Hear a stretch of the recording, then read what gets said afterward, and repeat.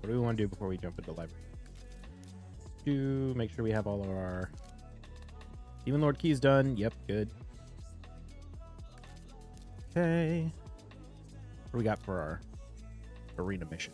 Classic arena with 4 different affinities. We can do that. Here we go. 4 affinities. Should make a new team for this. Not that it ever really matters. But since Rhonda's not really in the play anymore, we can do better. Okay, that takes care of that.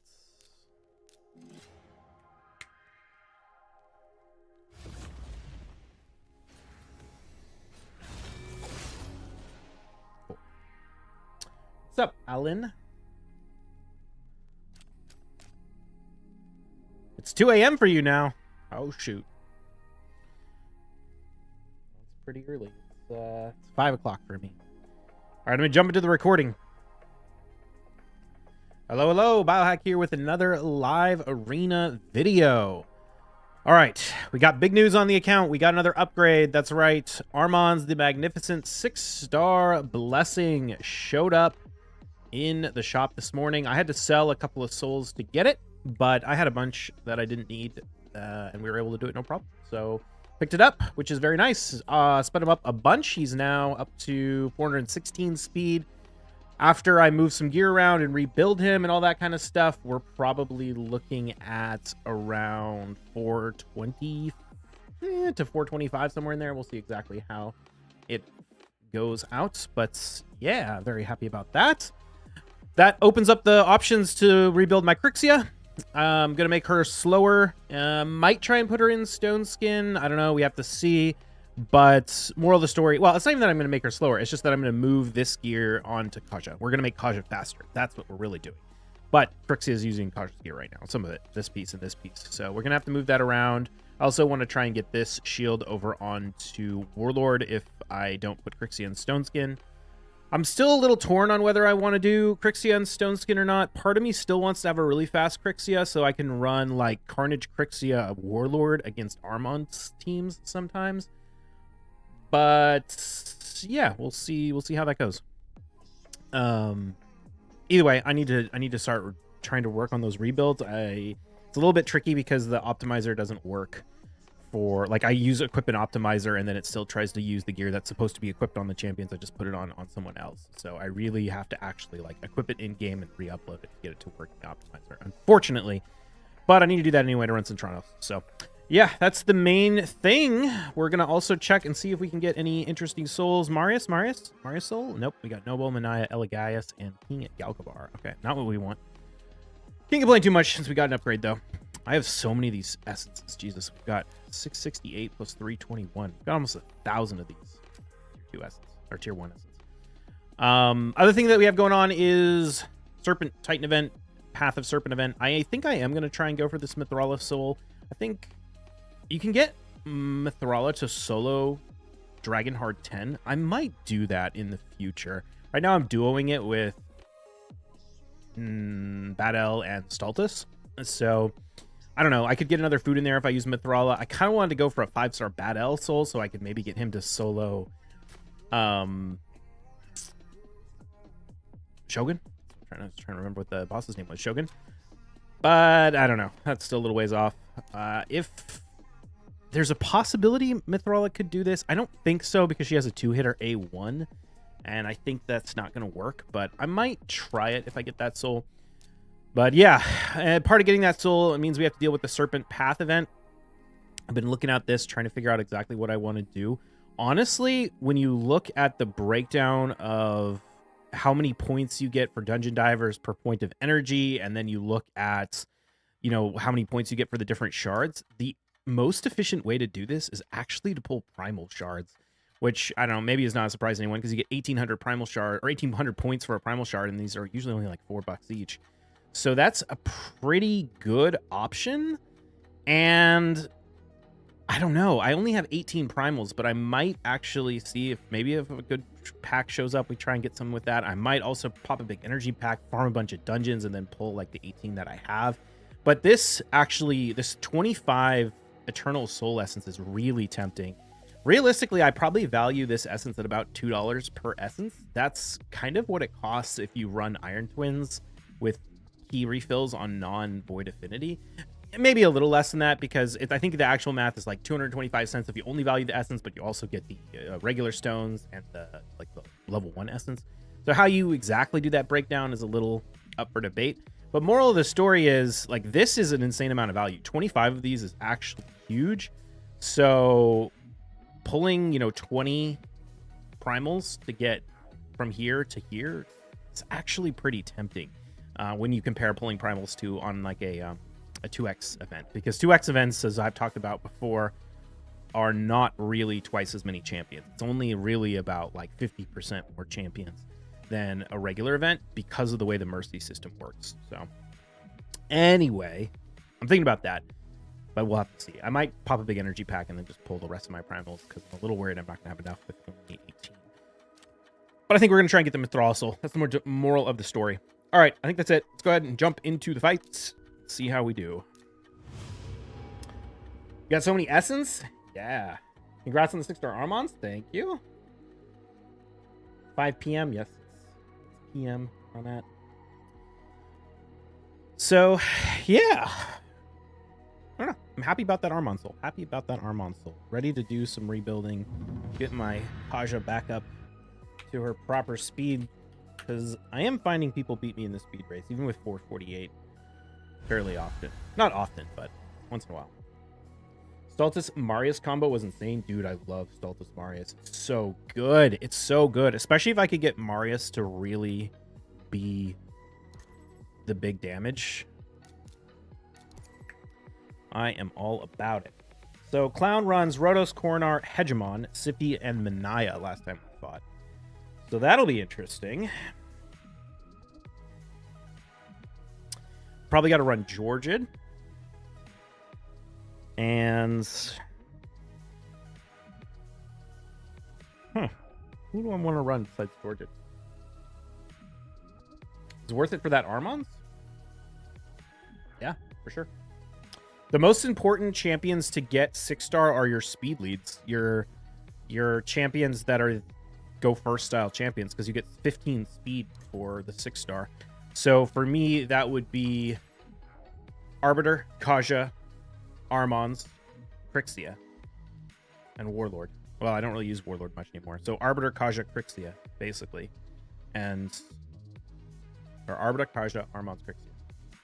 Any BDO today? We'll probably play BDO when Live Arena closes in an hour and a half.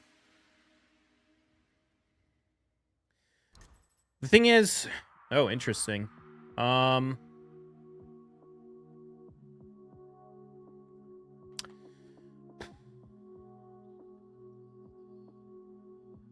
don't want to play this. Yay! Grim Reaper, thank you for the raid. We could bomb it. I'm just going to run Marius. This could end poorly. I'm going to ban...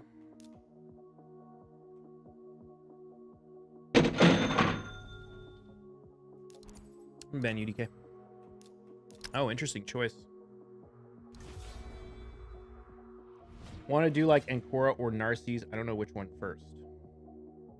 Raid and Dash. All right, we'll see you later. Have a good one.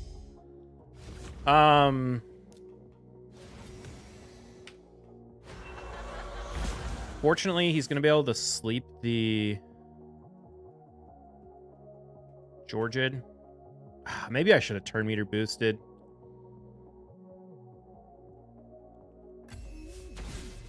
Yeah, we might end up losing this to this,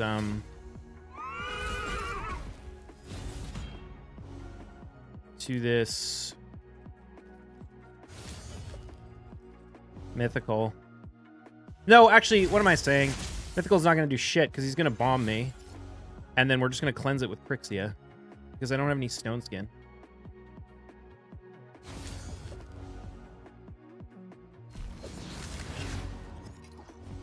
Oh, shoot. Wait, what the hell? Oh, wait, he instantly activates it on enemies under... enemies under his HP. Shoot, I totally forgot about that. What's that guy's name?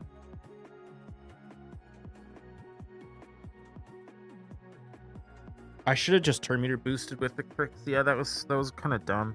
That was super dumb, actually.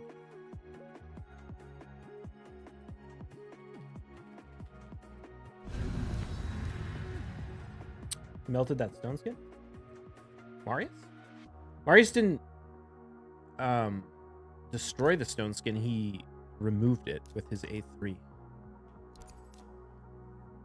What is that champion's name? That mythical I just fought.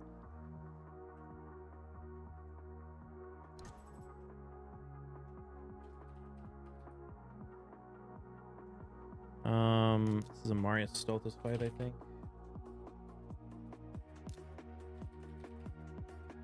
No, not the player, the name of the mythical champion.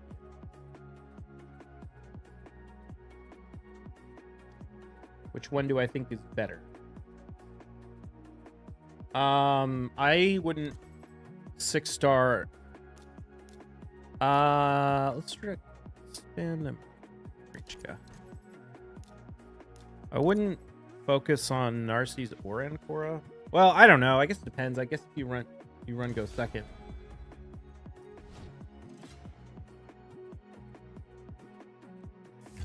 Probably Ancora with Polymorph. I mean, that's basically what you're doing at that point.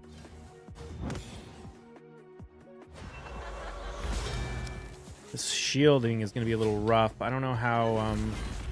Oh, we might be able to just straight up kill the... Oh, okay. Or we could just kill everyone. Jesus, Stultus, you're so good. Stultus is a monster. Oh, I forgot we locked out. I was worried about dying, but no, don't worry about that. My Stultus has 5,600 defense.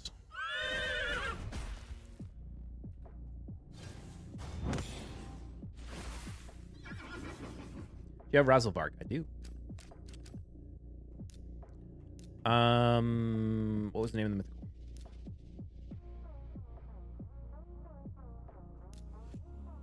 Commodus.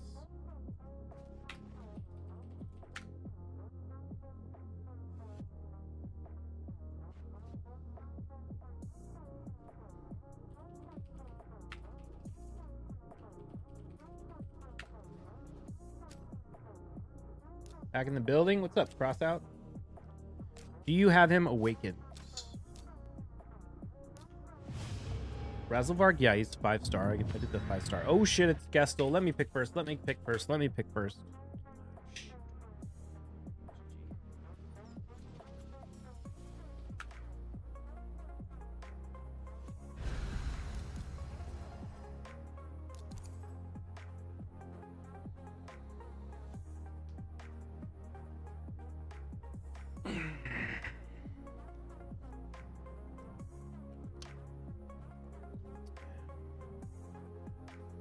How can I beat Gestel?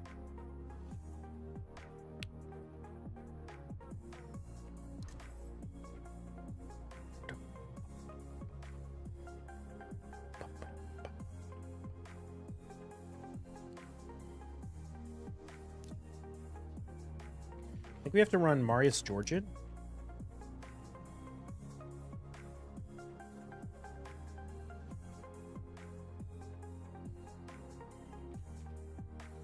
Do I want Georgian? Yeah, I need Georgian.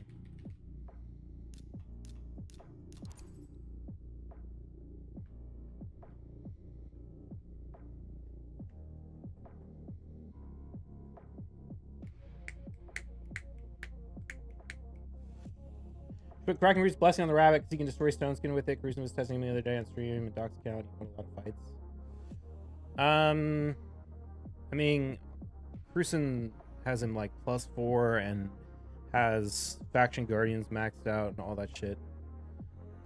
I don't think... Let's see, how can we win this?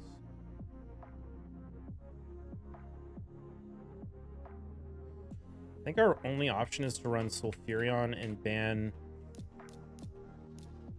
Breachka. Could ban Arbiter and then Armons might be faster than Sulfurion. I need to build Sulfurion faster. I probably should have run Carnage in this fight. Get his speed around 320, as much attack as possible. He's really good. Yeah, I mean, I like Razelvarg. I've messed around with him, but no, like, what you're talking about is not Razelvarg being amazing. It's Doc's account being amazing.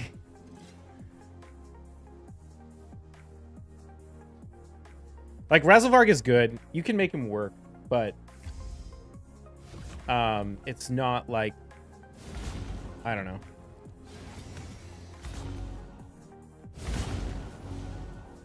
Oh my god, he failed the strip? Are you kidding me?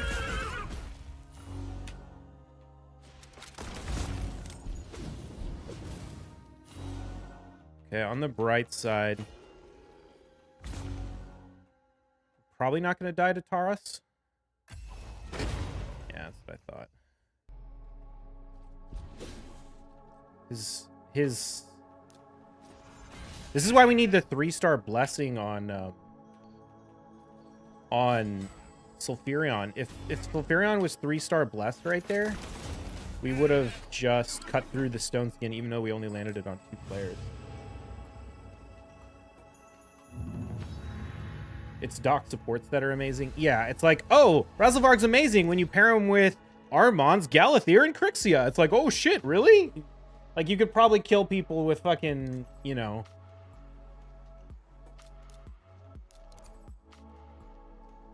Cold Heart if you're gonna pair him with those supports.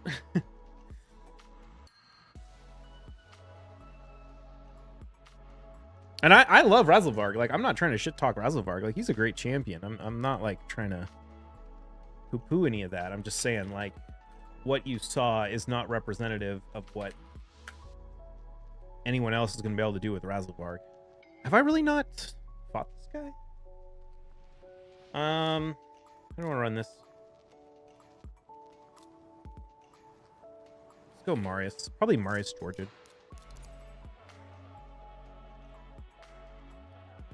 Thrall is amazing if you pair him with Armon, Siegfried, and Galathir. Yeah.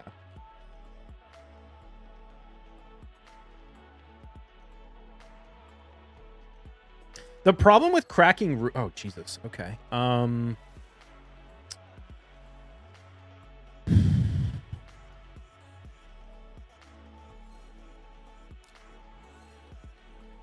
So, hopefully we can pull this off by just banning the Galathir. I do like the fact that this player has no... They're running a go first team with no speed lead. Or no speed aura. Which is like how to fail at a go first team 101. Crixia, Galathir. Okay, so it's not really a go first team, it's a stone skin team. That's fine. That's why we bought Marius.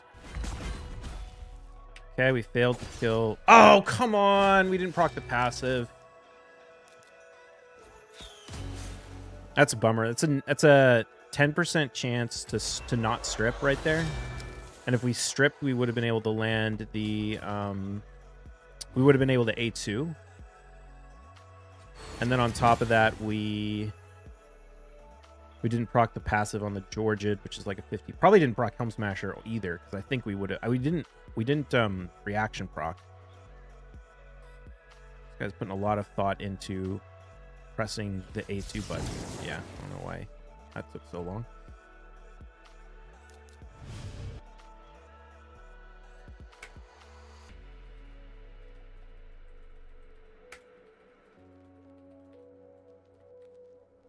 Yeah, city.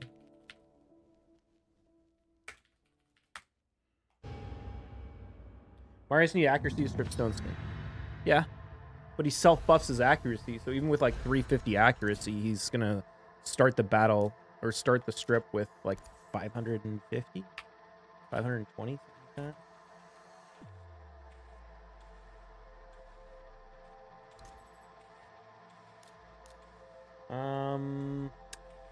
This guy runs Taurus, Torment, Harima, Leorius, Lazarius, Duchess, Iffy, Marichka, Crixia.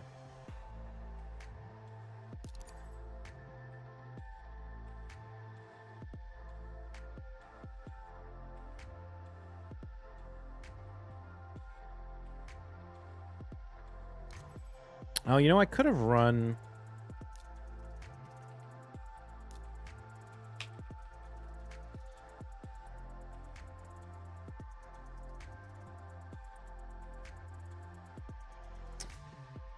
do I want Marius here?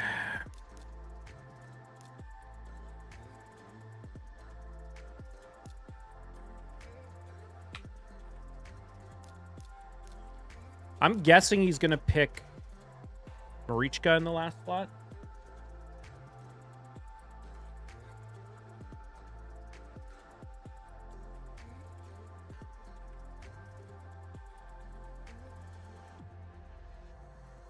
So my play is ban Taurus. Oh, dude, why did everyone do that? It's so annoying.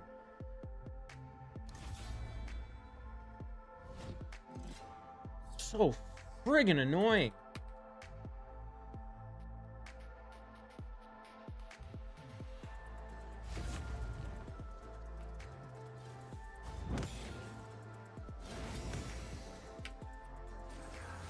I'm gonna make you regret that. I'm gonna make you regret that big time.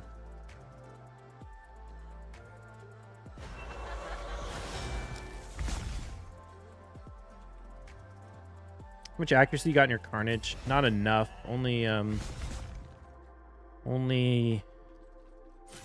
200 and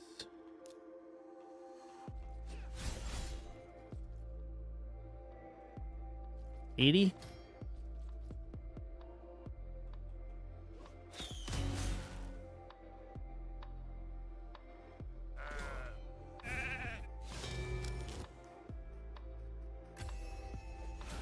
Yeah, that's right.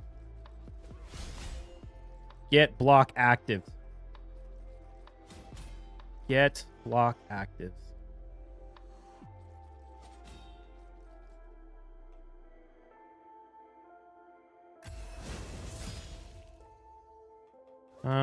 Do I think I can kill this Narcisse? Maybe. Yeah.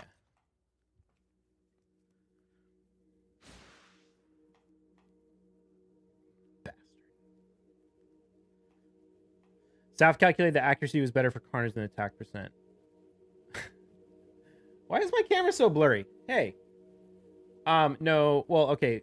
Yes, but you didn't understand what he was calculating. He was looking at using Carnage's second form on Hydra,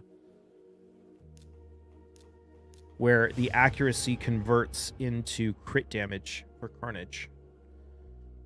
Not for PvP, where you use Form 1 to do block passives, block actives. Nice work with Carnage. Yeah.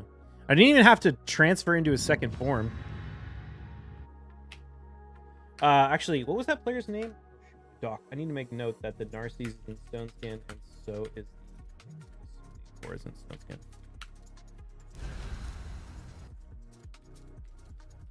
Bark. I would love to get more accuracy on my Carnage. I actually think my Carnage build is not great. But the problem is I need... This guy has Narcisse, Lazarius, Tormund, Armans, and Cora UDK. So we're probably just going to run Marius Stultus. Words. What was I going to say? Oh, I need blessings. My Carnage sucks. My Carnage sucks. I love him, and I think he can be amazing. But I don't have the blessing. Person rebuilt Doc's Carnage last night. He's got like 575 action on him in his second form. He's only got like 7,000 attack. The extra accuracy is really good. Yeah, it's amazing, especially in second form.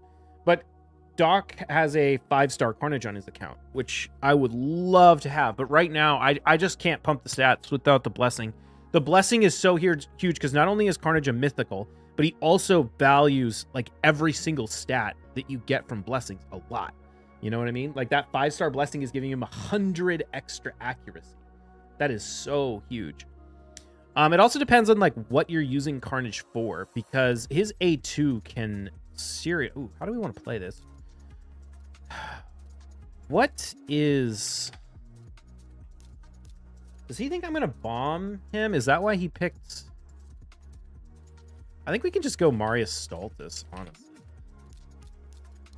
Ban Lazarius. That's who I'm feeling right now. I mean, we don't technically have to ban Lazarius because we have Carnage. 200 Rock for Armons? Oh, is he going to let Armons into the fight?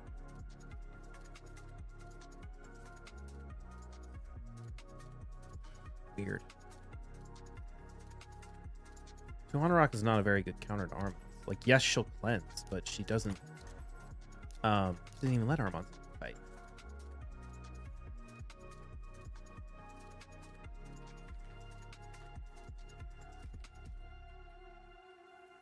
I think he thought I was gonna bomb him, because normally I would before I got some Marius. I would probably need to bomb this account. Ooh, that is some serious bolster. Oh, I see. So the plan is to avoid to use the 200 Rock to take out the stun, maybe. Bolster isn't gonna cut it though. Not gonna cut it because Stultus is a god.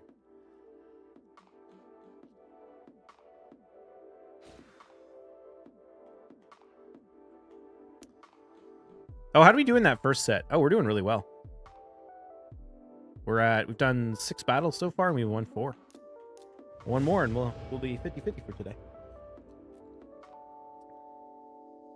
Yeah, I don't know what the 200 Rock was doing.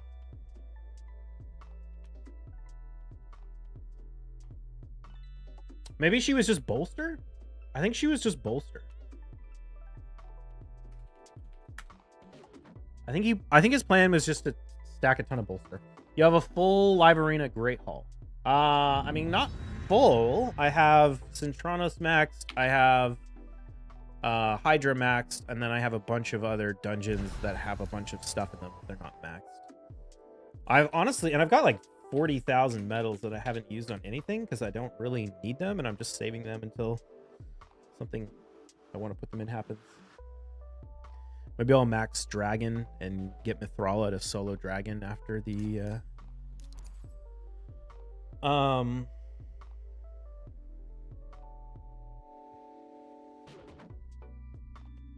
this guy could go for a Hegemon.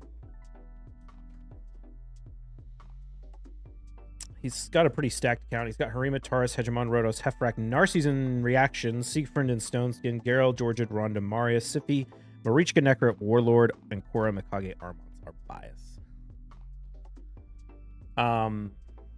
He has no revivers though. So is Taurus and Stoneskin? It's not.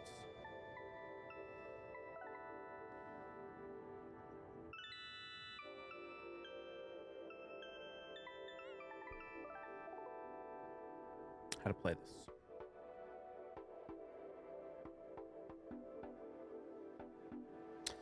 I'm gonna go Georgid Carnage.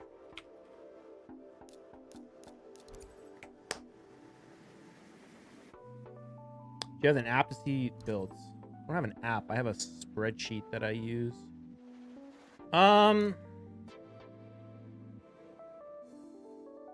Marius is in Stoneskin.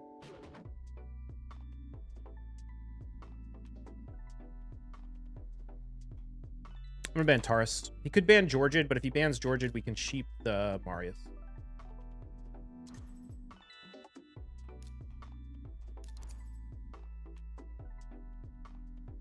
This is weird. I don't know.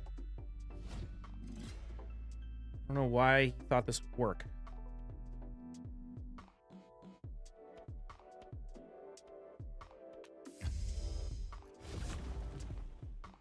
They're not even fast. I don't know. I have no idea what the plan was. See if we can just pop any stone skits. Oh, almost got the Crixia. I'm gonna get locked out, so I might as well just use this now. Oh, block active skills. That's what I'm talking about. That's nice. I think I need to put Georgid in Cracking Roots, actually. The hell? What you doing over here?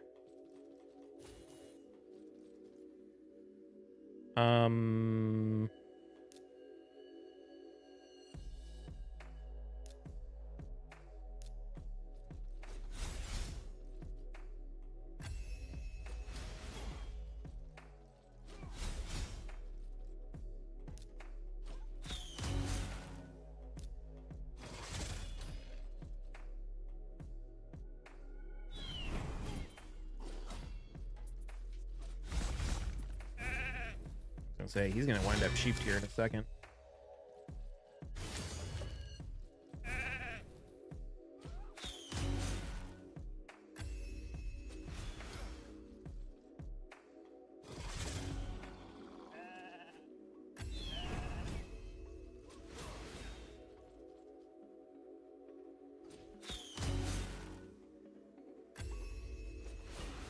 So just.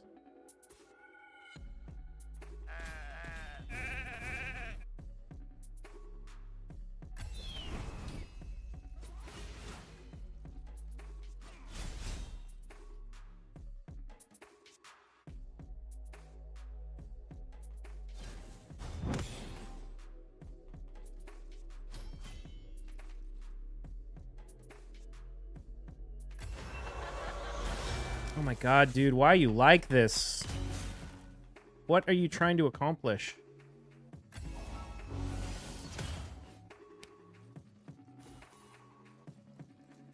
Literally, Kaja will never die to your 2 supports. The only way we can ever have any resolution to this fight is if your Marichka revives shit.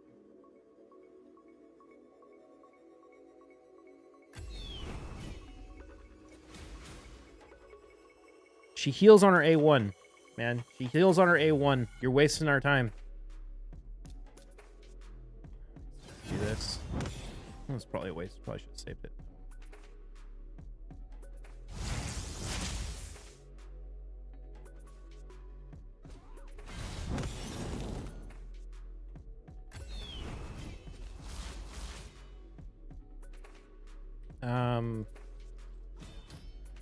Might have been a mistake.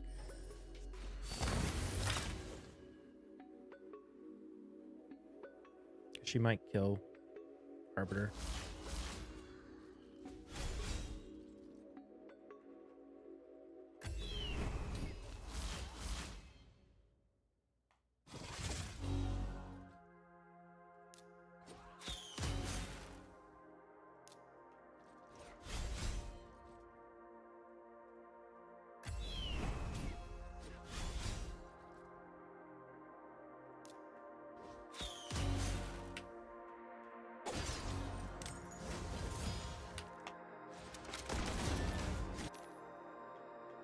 Wasting time. 20-minute fight? No, that would never be 20 minutes. I was gonna get revived sooner or later. Crixia can't keep Kaja locked out.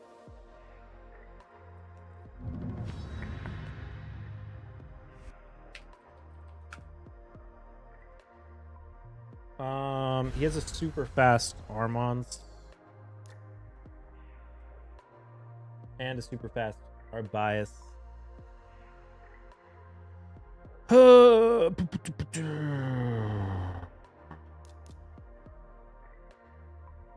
do we play this?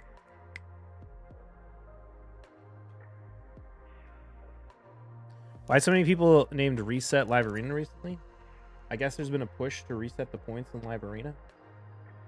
I don't know. I don't really care. Personally. I don't think it really matters, but...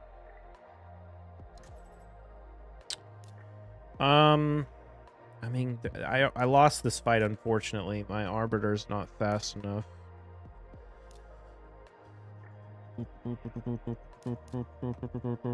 I guess we run Narcisse and Korra.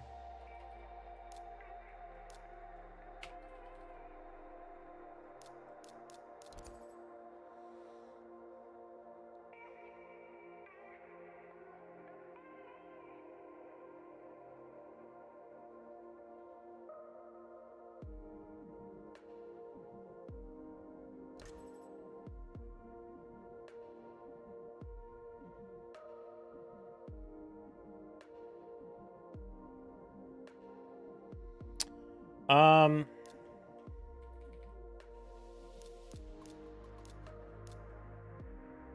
should have done this to begin with, I think. Actually, hindsight, I shouldn't have run Narcisse. Or Korra. Narcisse. Interesting. So here's the question. Do we go before Gallop?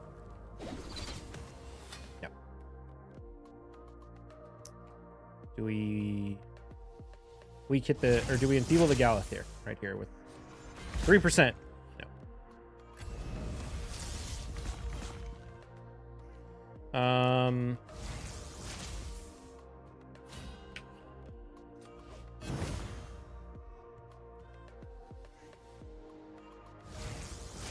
You know what I should have done? I should have put up the block debuff. Would have been interesting. Right. Yeah. Fortunately, that one just comes down to a speed race. I can't win, and I don't have. I mean, what can I really do? I can't really go second against that, against Gizmek and the Bomber dude. The only way to really win is just a polymorph. Hope for polymorph.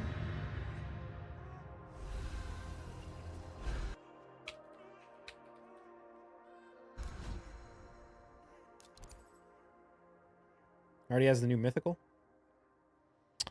Free to play.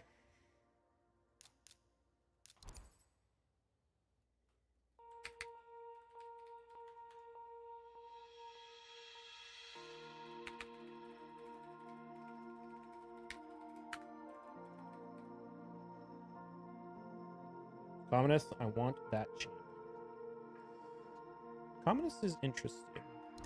I think we can just get away with Marius Stultus.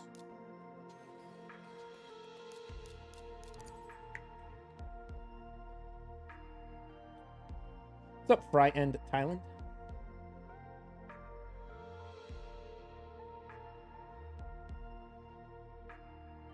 I was wondering if this guy was going to go for double mythical. I think we have to do this. Okay, it's fine. Hopefully he doesn't cut in before Marius goes. I doubt it. Or before Stultus goes. Lazarius, Leorius, and Gizmek. CPR. Okay. Oh, nice. No stone skin on the no stone skin on the Lazarius. Do they really spend that much cash, or are they bots? They have everything. Yeah, they really spend that much cash. How would they be bots? That guy's like top 5 count in the game.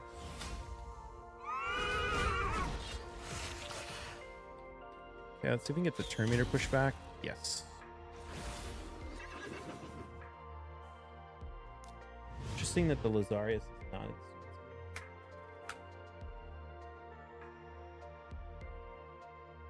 A lot of people in the top 100 who spent over 100K. Yeah, easy.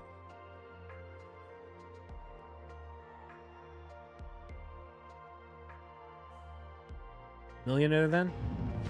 Or just, you know, addicted and willing to take on a lot of debt.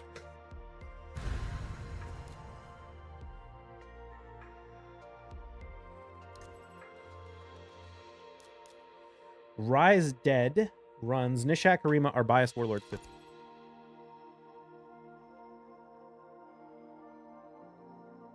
This is another Marius Stultus fight.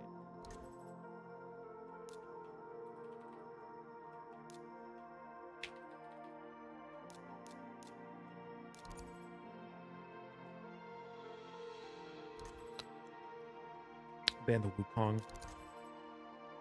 Oh, interesting. Bans Paj. Okay.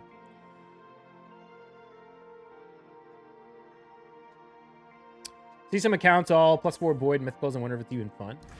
I mean, when you have that, you're PvPing against other people who have that.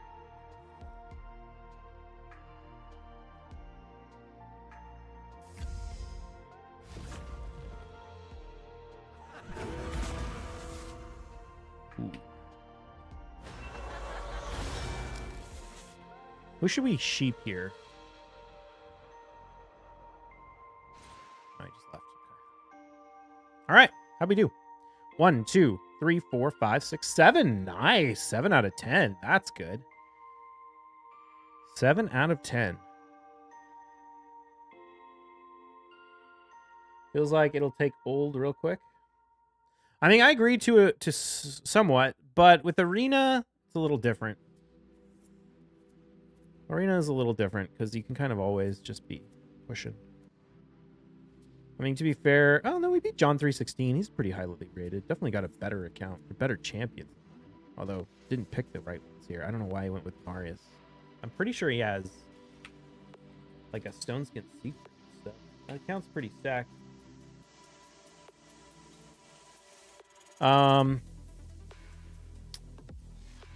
Gestel's doing pretty well. He's got 6,500 points. Is he in the top 100? What do you need to be in the top 100? Oh, shit. 94. There you go. How am I doing? 53.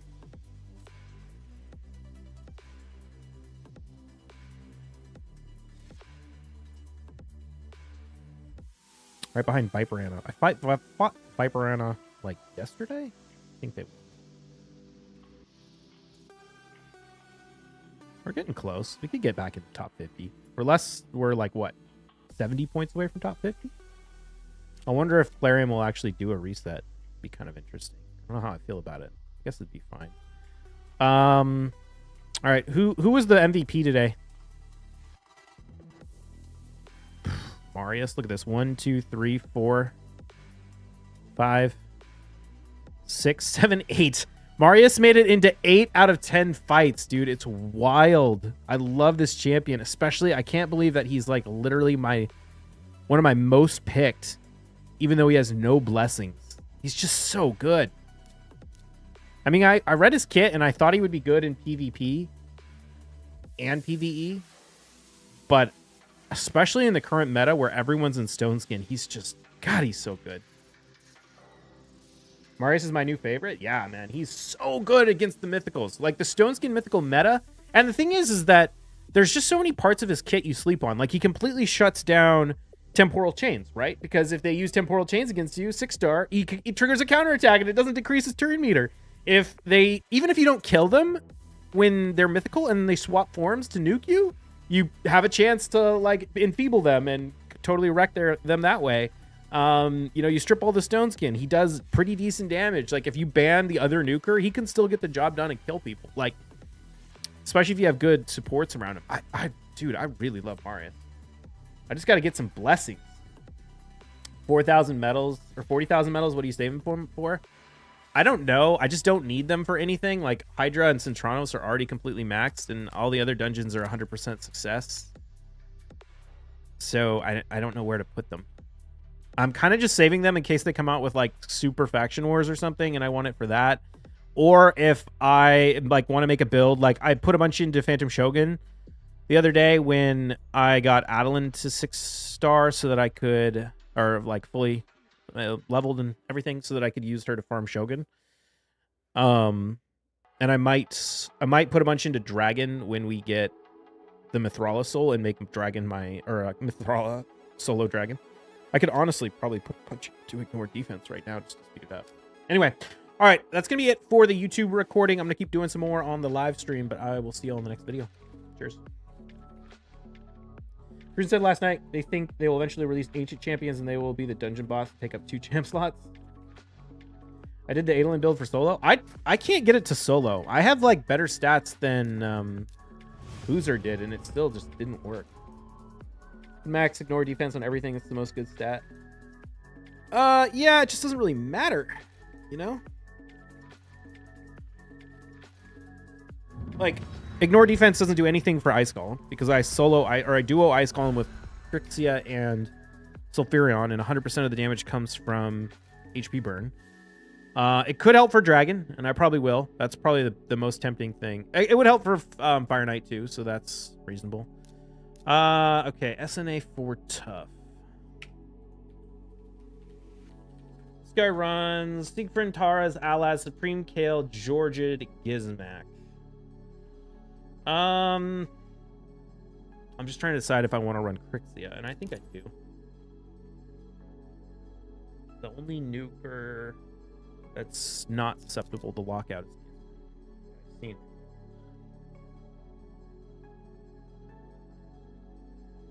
Boozer's solo build will fail if your food had 100 plus speed. You didn't test enough. Yeah, exactly. That was the problem I found too. And then I put a little bit of speed in there, and that sped up the food. And that totally wrecked the run. Totally wrecked it. Want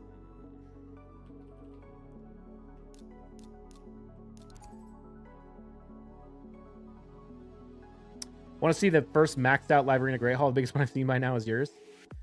I have the most Live Arena battles played of probably anyone in the world, but definitely anyone in the top 100. Although I guess Doc wins more than I do, so he probably has more. Okay, how do we want to play this? So what he's gonna do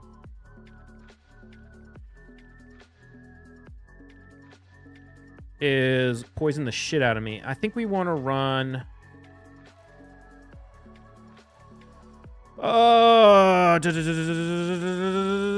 Georgid. All right, we'll run Georgid.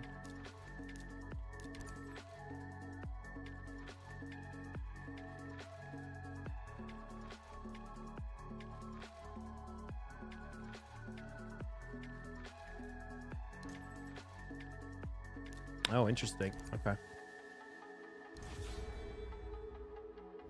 I don't know how this our bias is built. Oh, it's in Stone Skin. I'm not super worried about the Arbias. Let's go for this.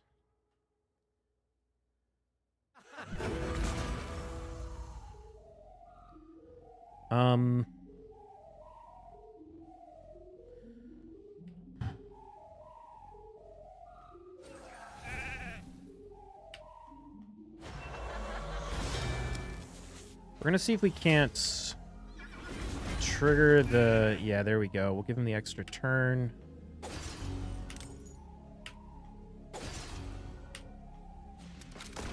Thank you, Georgian. Beautiful. Duo Ice Golem hard with Sulfurion. Yeah, I duo Ice Golem hard with Sulfurion and Kaja. Did you try and pull for the new faction Lord Lizard? No, I'm not going to pull Sacreds for that. It's kind of a waste. I will... I'm tempted to... I'm tempted to buy a bunch of Prism Shards when they do a Lizardmen only Prism event, because I kind of want Lizardmen Faction Wars maxed for Sulfurion. I haven't been using Sulfurion that much. I bring him in from time to time, but that's because he doesn't have the blessing. Once I get the 6-star blessing on the Sulfurion, I think I'll probably end up using him a lot more.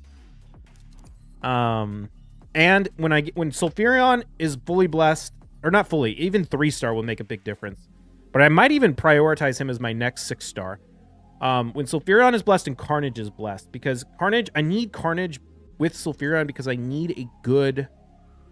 how do we want to play this? This guy runs... This Wukong's in Stone Skin. He also runs Rotos in Stone Skin. I don't know how the Armons is built.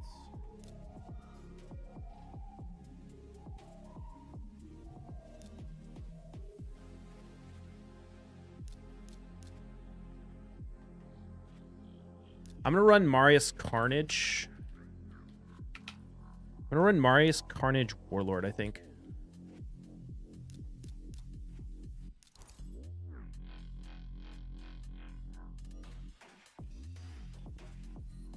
The only person that might be ahead of you is Drock. His win rate is one of the biggest. I know he's finished 2 to 3 rolls. No, Drock has like 2,000 battles. He's not even close to having a more Great Hall. Doc Moreau has like 8,000 battles with like 7,000 wins. I would be surprised if anyone has more than Doc, but Drock hardly has any. Drock has literally like what, 1,800 wins? I think I have like almost 5,000 wins.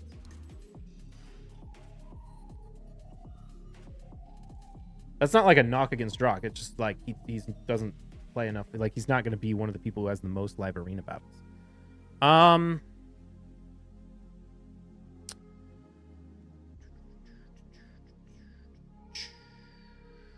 gonna go Warlord. I think I'm gonna go Warlord. Do I ban?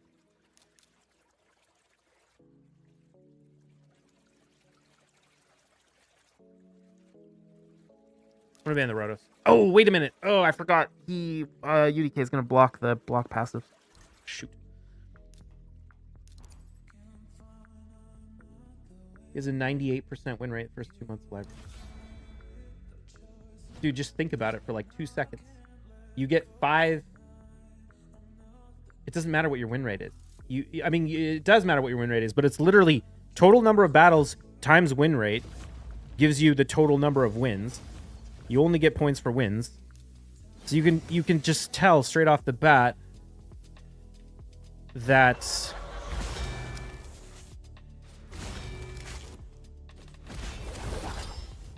that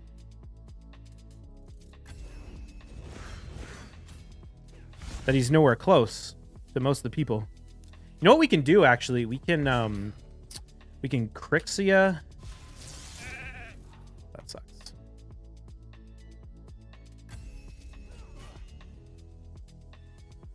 What's the best play here? I don't really want to lose.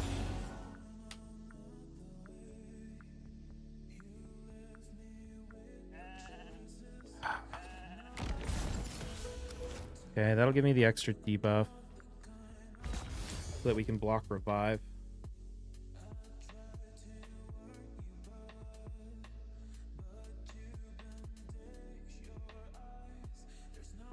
Still a stone skin from UDK with Carnage. No, it only has a 50% chance. That's really unfortunate because I think Carnage might die. Well, actually, we did steal the shield.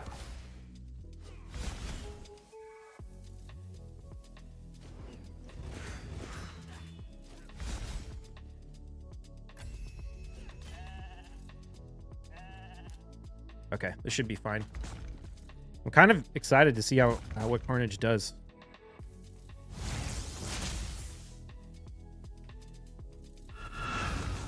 Woo! 65,000 times 2 on the UDK. I didn't see how hard he hit the other one.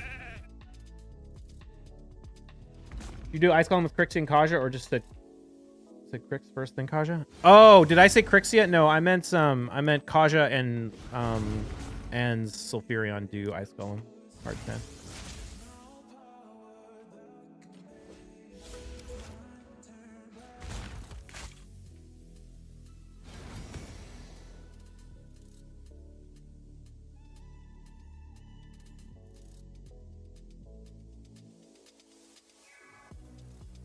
Why do people do this?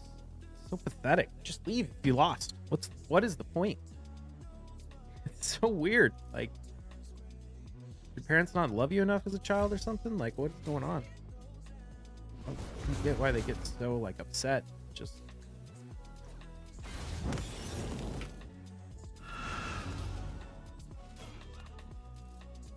the hit was so good. Yeah. Carnage, when Carnage works, he's amazing. It's just sometimes he doesn't work.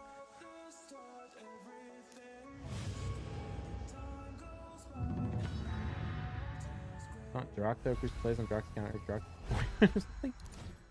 I've never heard that. I've just heard that Drak, like, yeah, Cruise plays Drax account. Cruise pilots Drax account.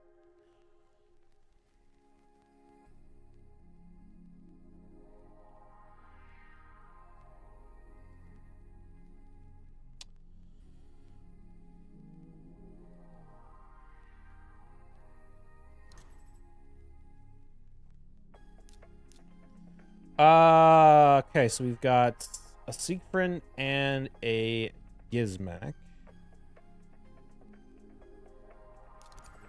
I don't know who this guy is. Everyone changed their name. It's so annoying.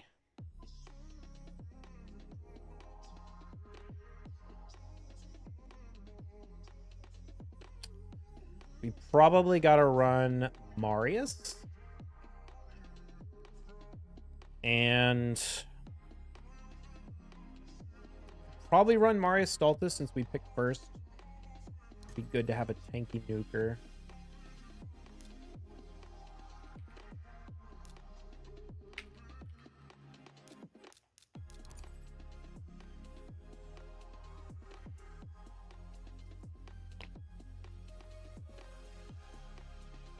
Wonder if he'll pick a... One said Doc Monroe's cruising BF, but... I've never heard this before. I mean, I suppose it's not possible, but I watch a lot of cruising streams. Never mentioned it. Oh, shit. Nice. Oh, how do we want to play this? We probably can't tank this. Do you think we win the speed race? I think his Siffy is faster. Ah, he does. He goes for the Siffy over, or he goes, bans the Kaja. Sucks I don't know this player's, who this player actually is.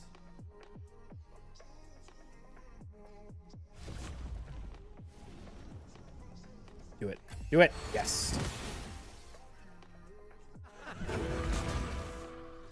Who's the poly target? Is Mac, right?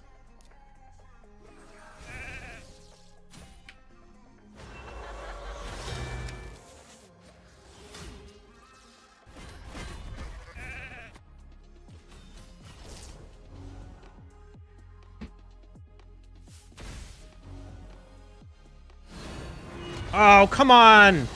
We weak hit him? I didn't even see that. That's unfortunate. I know he mutes when he talks to his wife. Yeah.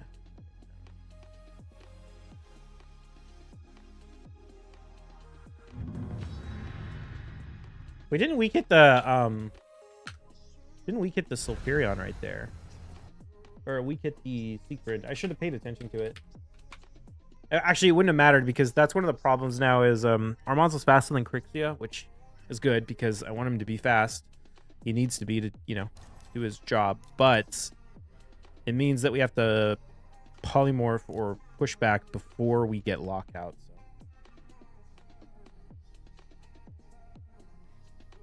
What's up, Carrot? This game? Yeah. Long time no see. How you been?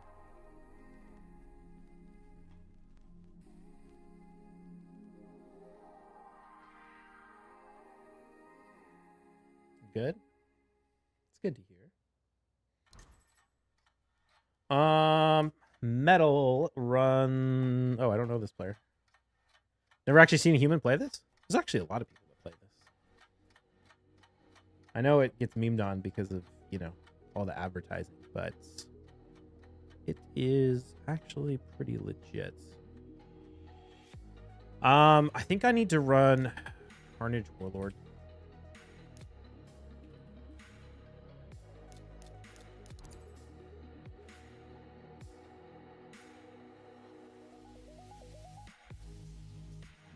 Grusin lives in Spain? Grusin lives in Brazil. He's Brazilian.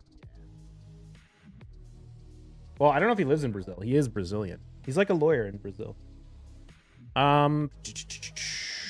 Jesus, man. Stacking the deck over here. Okay.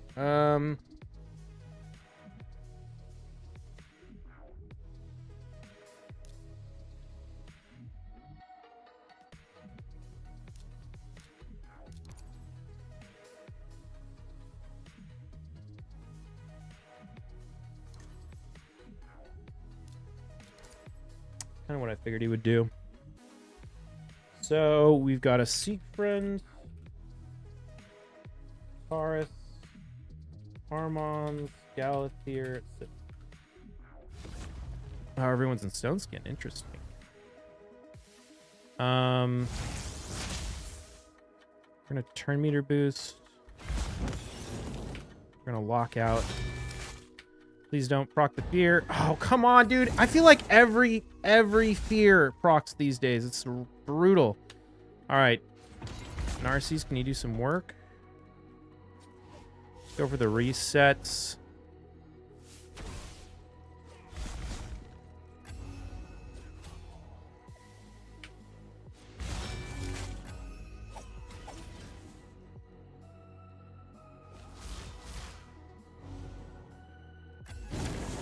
Why is he not transforming? Is this guy like AFK or some shit?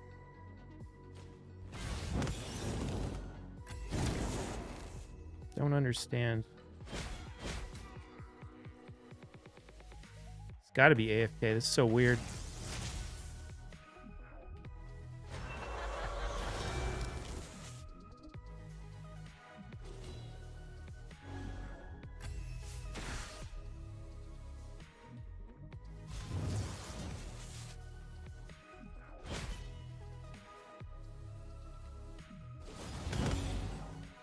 Is there anyone who seriously believes 35% weak hits? They've been keeping track for a while now. It seems like almost guaranteed weak hit whenever too bad a country.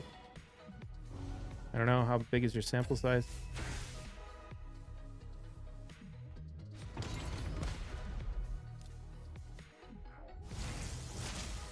This double lockout with the reset and everything is certainly nice, but I don't know why that guy didn't swap the Galathier and do an alternate. Ooh. Oh, no. Okay. Should build it. Don't get why they lie about percentages like that in general. I mean, I personally don't believe you because I don't like the vast majority of people who say stuff like that never actually like test it with enough data to say anything meaningful. But if you show me a spreadsheet, I'll believe you. It's one of those things that's extremely susceptible to confirmation bias. You need to collect a lot of data and you need to be very diligent in your methodology to make sure you're not biasing by only recording, you know, when you notice things.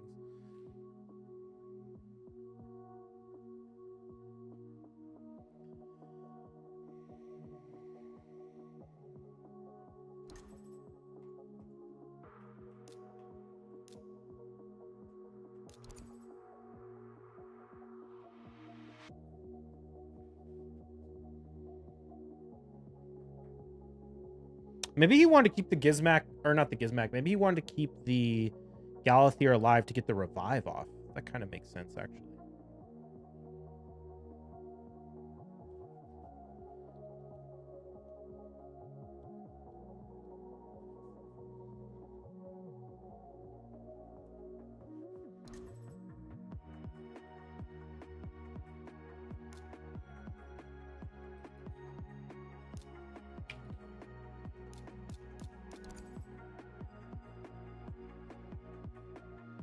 Always in the wrong thing is a 50% chance to hit.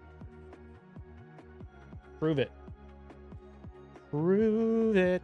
Show me the data, not your conspiracy theories. Not your confirmation bias in action.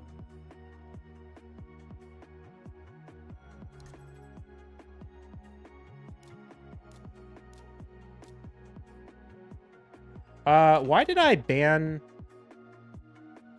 Galathier? Or why didn't I ban Galathier? Oh, because I guess I was worried about the Armons. Let's see it. See if we can beat him in the speed race with the Armons.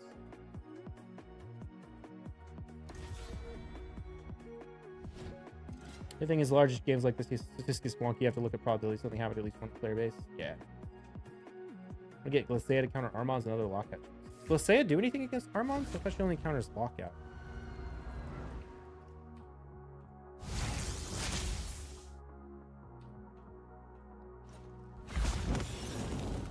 Oh! Wait, what? Why did he... Oh, because he's AFK. Oh,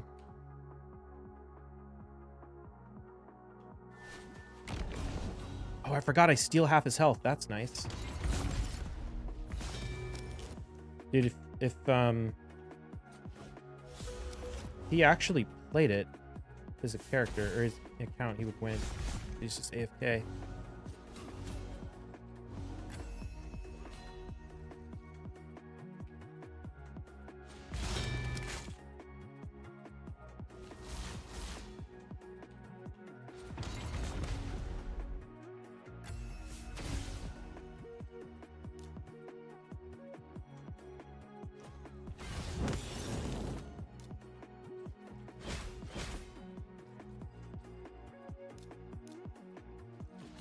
It's a bot. I don't know if it's a bot necessarily. I think it's just AFK.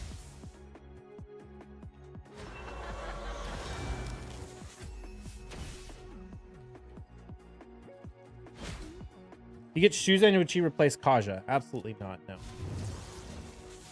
Shuzen's a decent champion, but she's not useful at all to me.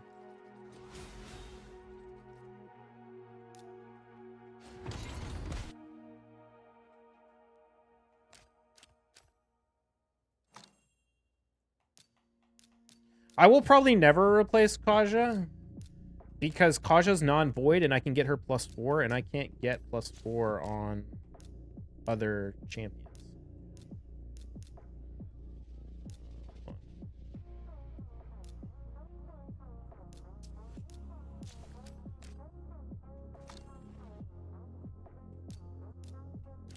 Who's AFK? Why did he queue into another fight? I think it's someone tanking. No. Well, I think it's someone just putting the in the fights and just pressing auto. Narcisse, I don't really use Narcisse in Ancora that much. I use Narcisse a little bit more than Ancora, but I rarely actually use him. He's 313 crit damage, 238 speed, 114,000 health in lethal and stone skin. Ancora is, she's high res. She's 6-piece stone skin, super high res, super slow. 845 resistance, 200 speed, 98,000 health, 4,000 defense, 6-piece stone skin. Basically use her to just like sit there and fight lockout and then revive Narcisse and let him one-shot the team.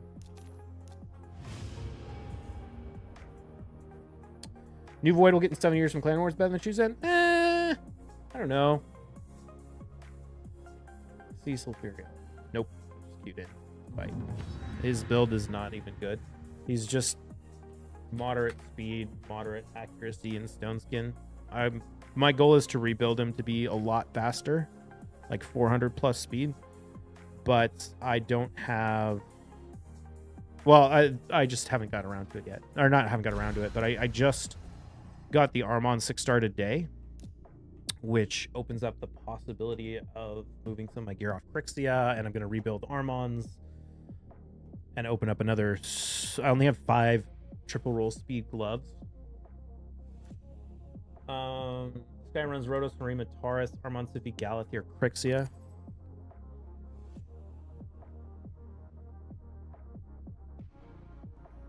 Similar Narcisse like yours, I need 4-star.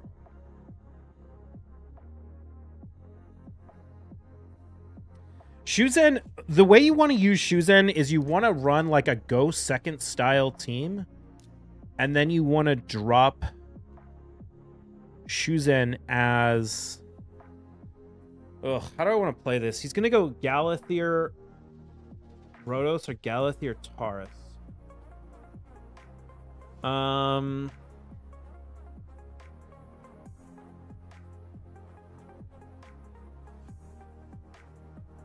think I just got to run Marius Stultus.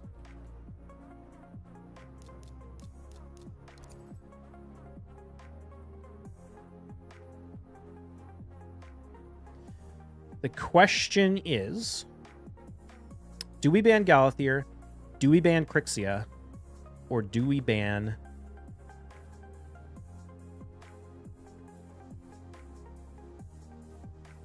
someone else?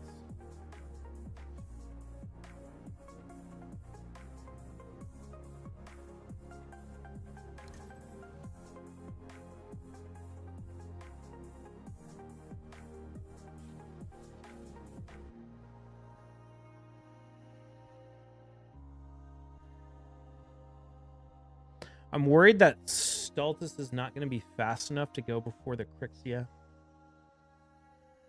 But I think I might just have to do it.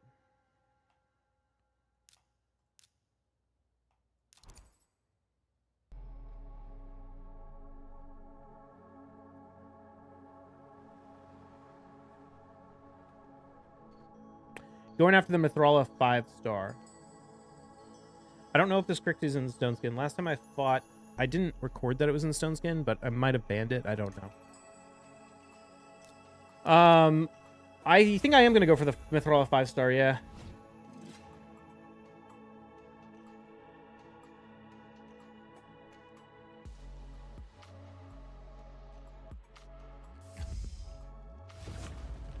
Okay, so it's a... Oh, wow, it's a super slow Crixia. That's nice. Don't know if we'll be able to strip the... Okay, we do. Ah, polymorph loss.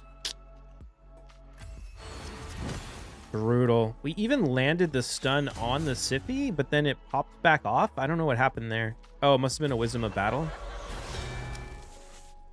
Yeah, that's pretty much game.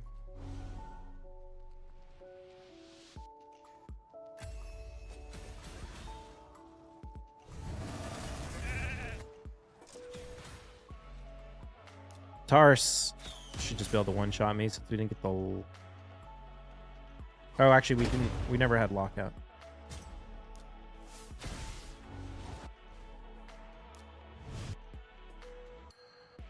It's a bummer, man. If we didn't get polyed on the Stultus, I think we would have actually won that.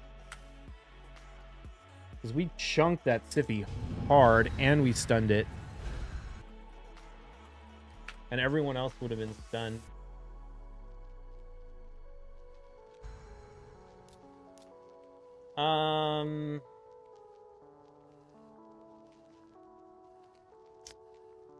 Okay, he's got a fast or bias. It's probably going to be a Galathier. I don't know. Does he run Galathier or bias, or does he run...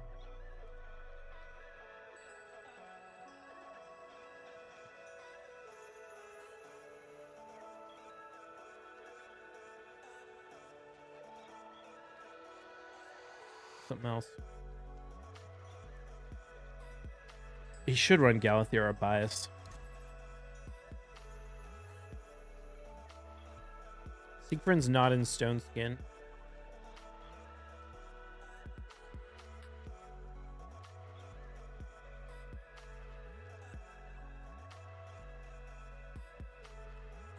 Neither is Armand's.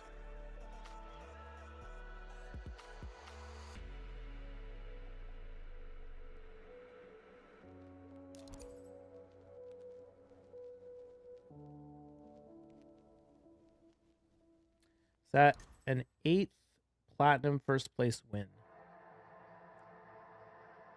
Huh? Oh, this guy? Yeah, probably. Shoot, I forgot he runs that. Oh wait, actually, this is the first time he's brought up. So we just lose. We just lose.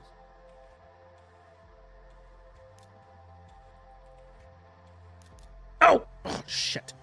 I clicked it, and then I clicked it again too fast.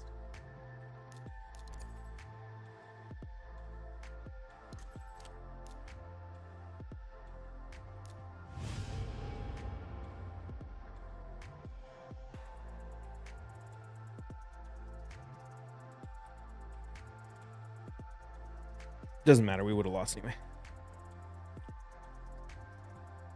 I need to rebuild Kaja. Actually, even if I rebuild Kaja... Well, I could rebuild Kaja. I could ban... My best play is probably to ban Armand's. That was a mistake. Yeah, I tried to click Carnage at the last second. I clicked him twice and pulled him off the list. But it doesn't matter. I lost. Hulk Hogan is speaking at the RNC right now, and he just messed up, said Donald Dick J. Trump.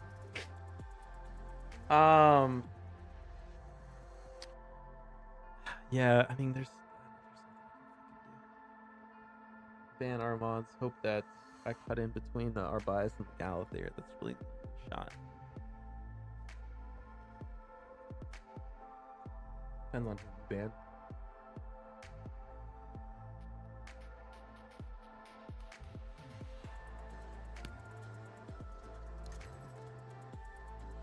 Oh, Mephitic. Let me look him up.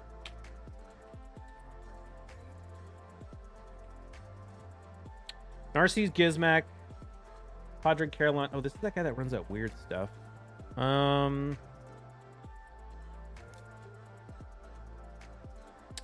he drops Gizmac...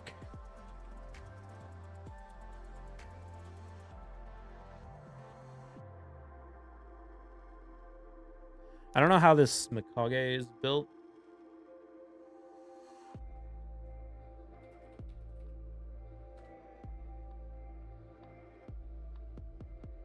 That misclick? Yeah. It wouldn't have mattered, though. Because as our bias is faster than my Kaja. Really get into it. Just rip the shirt off. Trump shirt underneath. Okay. I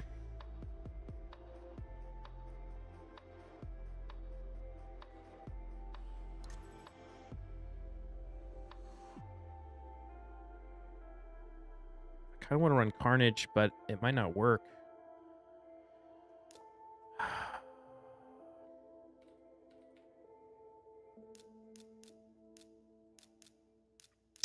Caroline doesn't have Revive, right?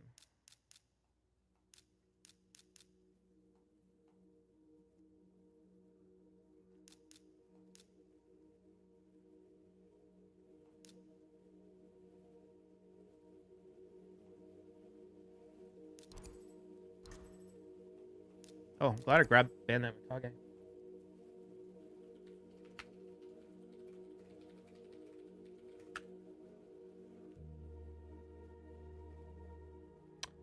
Trump's insane. He's all over the news in my country. Okay. Part of me is tempted to do the Terminator boost, but I think I gotta do the lockout. I saw resist, but I also saw the increased cooldown, so I'm not 100% sure.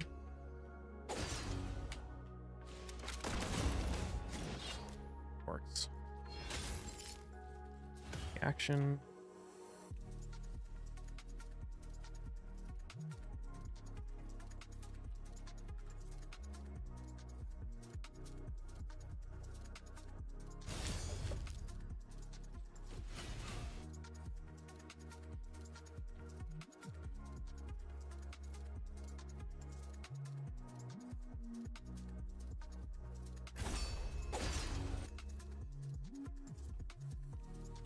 Interesting.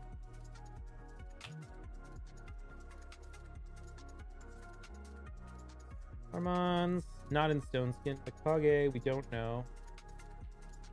Carolyn's not in Stone Skin. Pars is in Stone Skin. And Alaz is not in Stone Skin. That I found interesting. That was weird.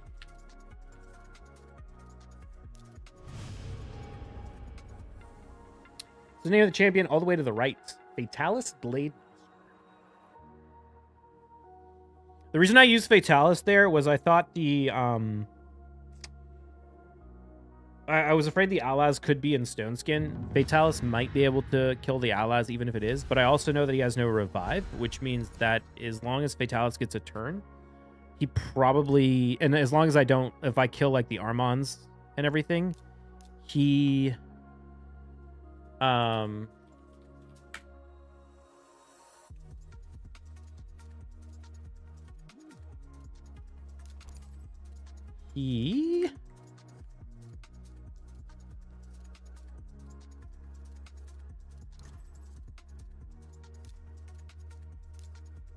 don't want to play Mario. Do we run Mario Stultus? His Siphi is really fast is the problem. His Siphi is faster than Kaja. Oh, the champion on his team? I think you're talking about Carolyn the Ringer. I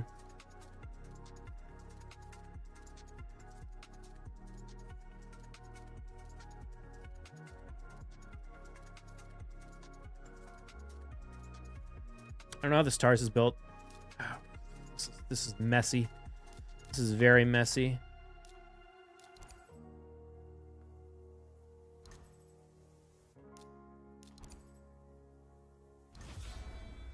We're gonna lose Siphi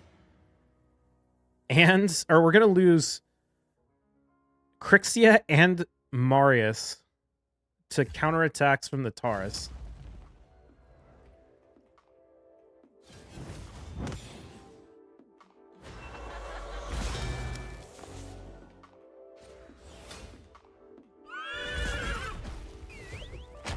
Oh, Jesus.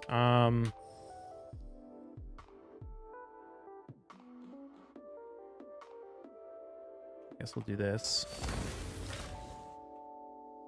Oh, shit. Ah, he's gonna lock out. Oh, nice. Weak hit. Oh, come on, dude. I need you to weak hit. Okay, if we can... Nope. I was gonna say, if we can kill the Lazarius... with Carnage in his form 1, we would have transferred the Enfeeble to the rest of the team.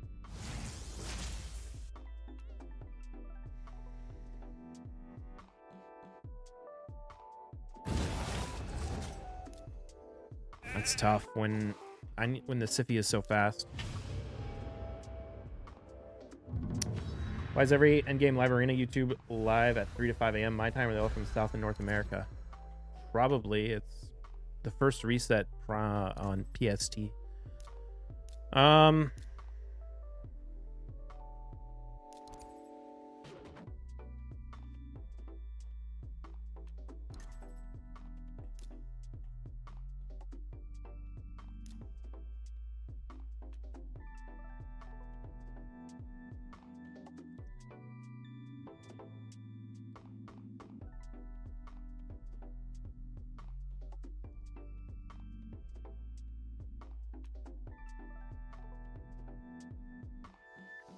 I want to play this.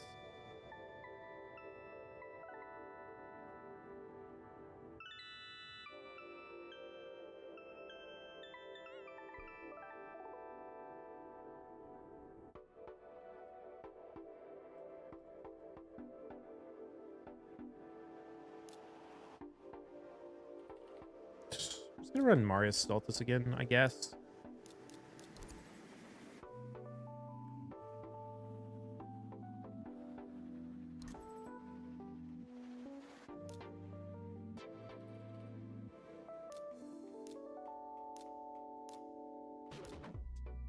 I'm going to ban the Marichka. We'll see if we can get a cut in between the Siphi and the... Oh, wait a minute. If I run Carnage... Oh, he bans the Kaja. Okay. So I thought he might do that. What we're hoping for this time is that the Siphi turn meter boost will push Armons ahead of the rest of the team, and we can launch the Armons stun.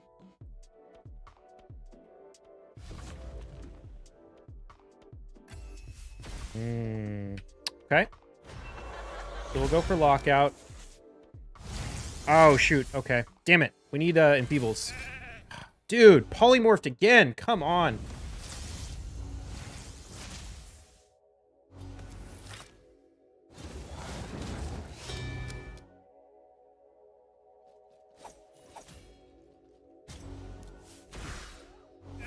If we didn't get polyed there, I do think we might have had a shot. I got 20 minutes. I'm going to do some more. I've done differently. I should probably run Carnage just so that he might weak hit. The problem is the reaction on the Lazarius.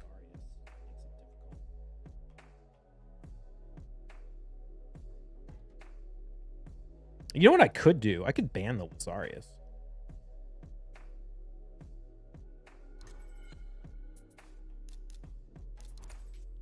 Gonna summon for the Mithrala points. Yeah, probably, but I'm gonna pump a big. This player runs Harima, Rhodos, Siphi, UDK, Duchess, Marichka, Arbiter, Armons.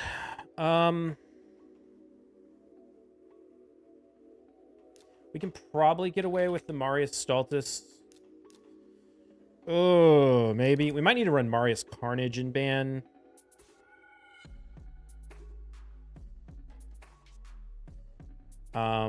Ban. What's his name? Armons.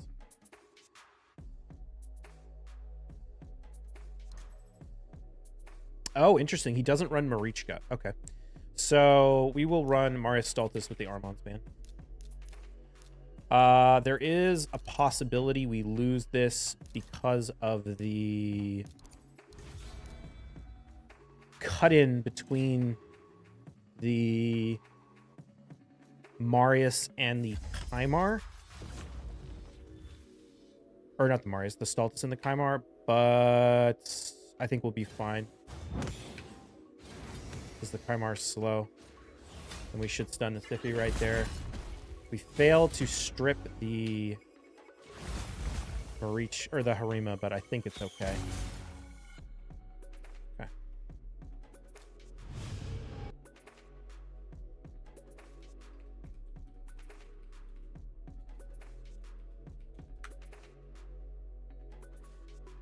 You're gonna do it mostly via Dungeon Diver? I mean, I do think that actually summoning Primal Shards is the most cost-effective way to do it.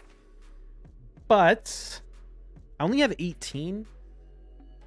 So what I think I'm gonna do is if a good Primal pack shows up in the next few days, I might try and pick it up. If it doesn't, I think what I want to do is pick up 150 points from one side, and then I want to go down and get the 25 Eternal Soul Essence for an extra 37,000 points. I think that's a very good value route. And then I'll have to pick up the remaining 100 and what I can, or then I'll probably miss like 150 points from the Deck of Fate or whatever it is later.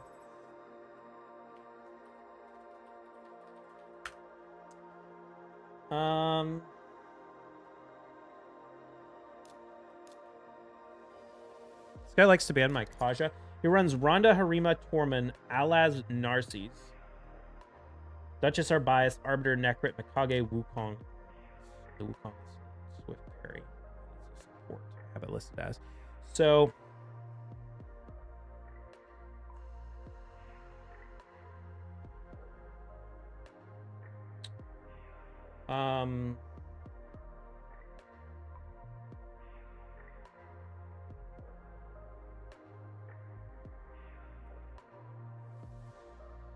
I think our play is I want to run Georgian. I'm going to run Marius. I think he's going to run Tormund, and I want to ban the Tormund.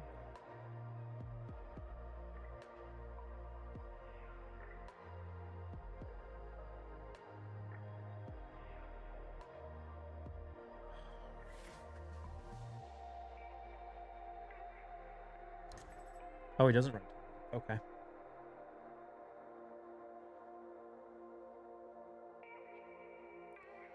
think we just run Marius Stultus then. Ban Armons. He bans Kaja. If he bans Kaja, which he probably does, then we lose. Then we Crixia Lockout and he stuns everyone with Mikage. If he doesn't get enfeebled by the Marius on Switch. The other option is we turn meter boost the Mikage, or with the Crixia. Maybe that's the better option, actually, because his nukers are not super threatening.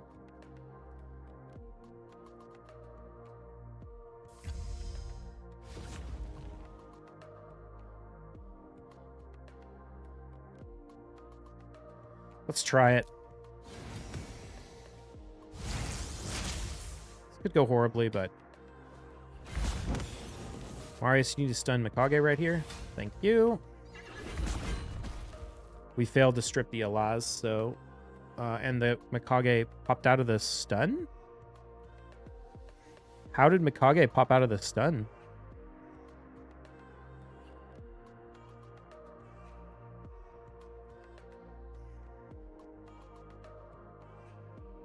Taking his sweet time. Jesus, man. Talk about bad RNG. We failed to strip. We fail to stun on the most important champion to stun. And we get power. So remove debuff either passive or cleanse. Cleanse yourself at the beginning? I thought it was at the end.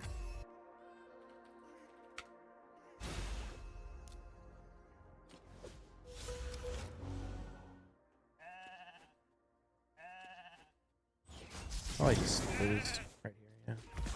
It's unfortunate.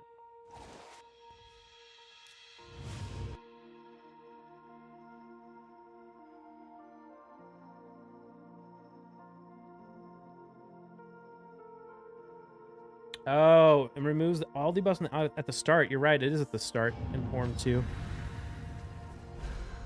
She isn't damaged. No, she could have been the one with the highest attack because everyone else was a defensive-based nuker.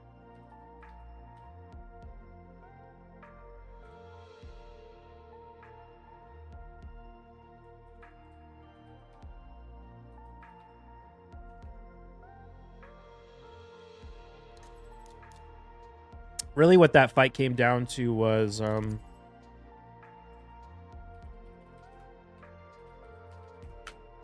polymorph and the lack of strip on Alaz. How do I want to play this one?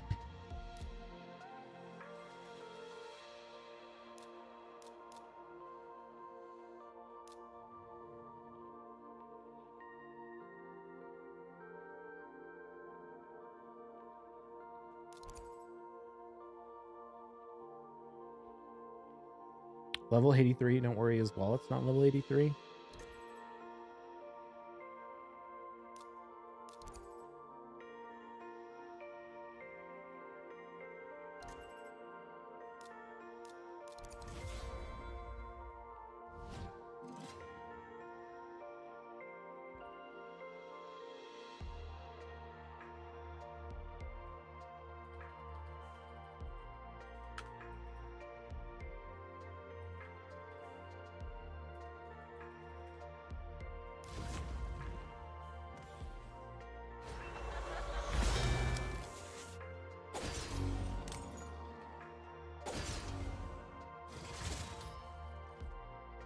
Jesus, that's annoying. Come on, dude. Look at how much health he has.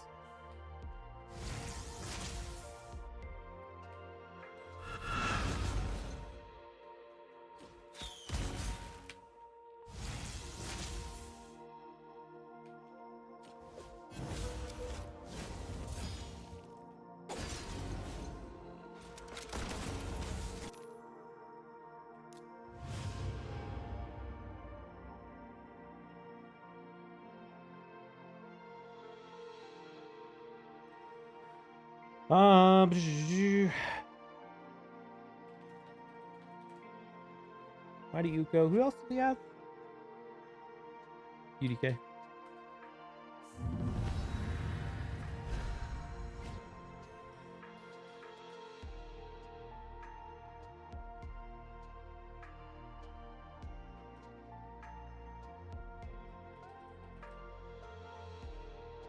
Player runs Narcissus, Lazarius, Gizmac in reaction, CDUDK, and Cora Armons.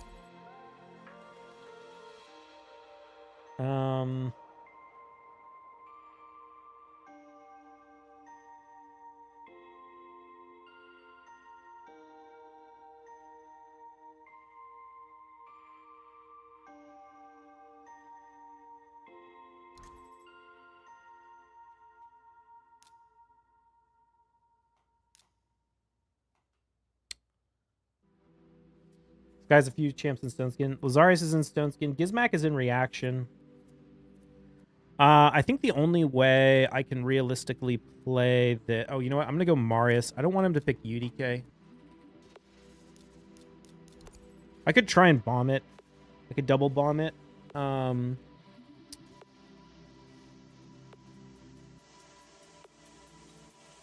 I think the only way I can realistically play this is ban Gizmac.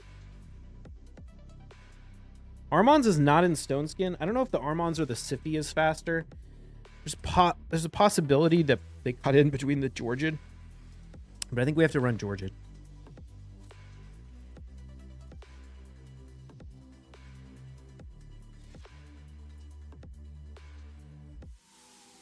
The big question is, does he throw up like Ancora or UDK right here? Okay, he does. This is what I was afraid of.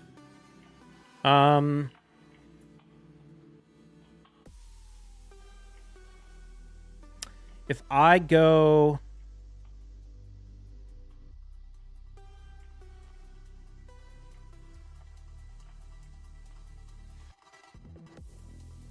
I'm screwed.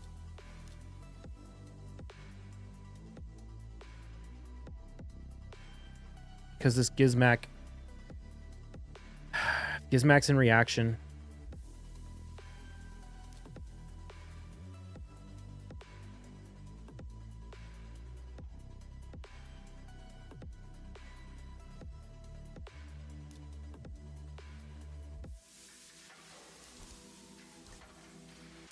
Afraid of.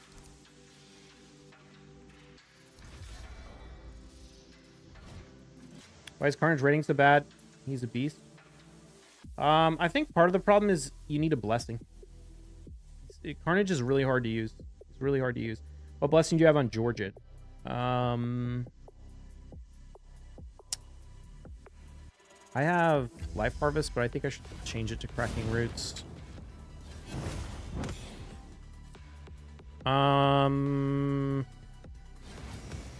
Be really nice if we could strip this Lazarius.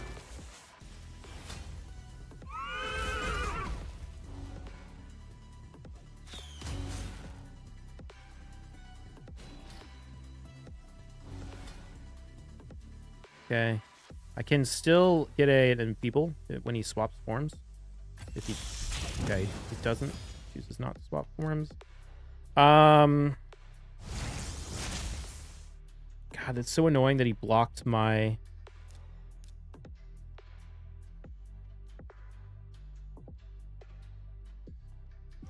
buff right there. I'm gonna drop this. Oh, bummer. I wish I had realized...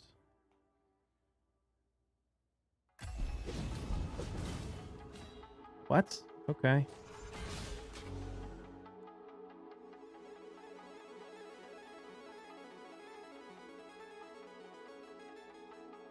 That was weird.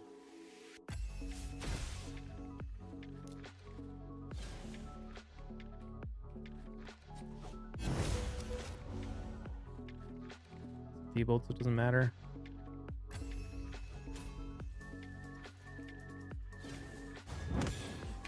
I don't know what this guy was playing at. He just kind of threw right there.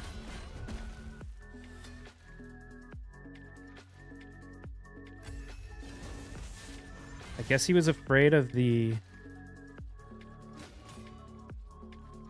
Marius transforming, but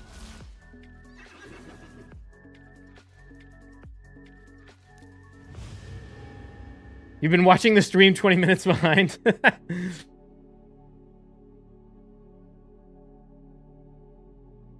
relatively bad compared to Metachamps. I think Carnage is good. He's just hard to use.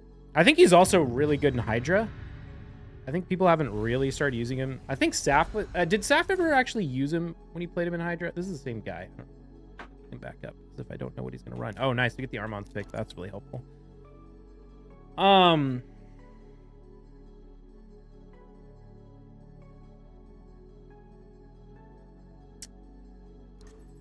I think I will really, really like Carnage when I get him a 4, 5, or 6 star blessing. His affinity is not great. His affinity sucks. Yeah, his affinity is really bad, considering the most important passives you want to block are generally like Siegfried, Rhodos, who else?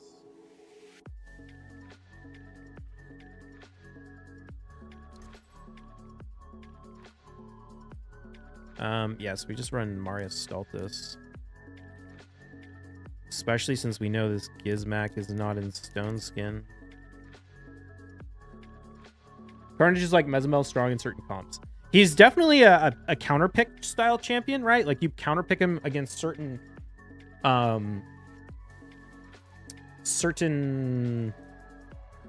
enemy champions.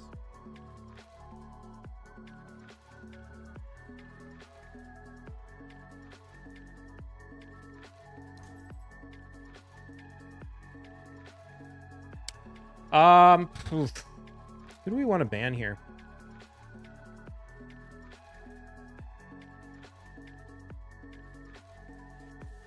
I think I'm gonna ban the Laz.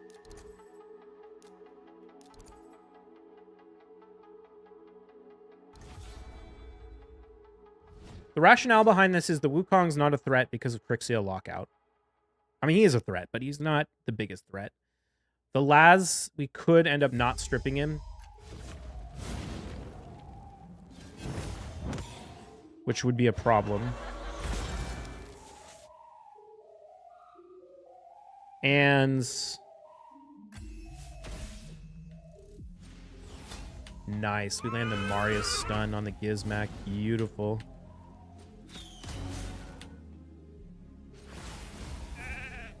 sheep is unfortunate. Probably just go for the reset here.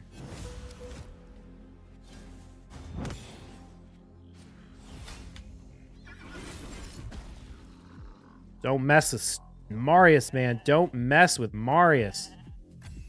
Woo, my boy. Love it.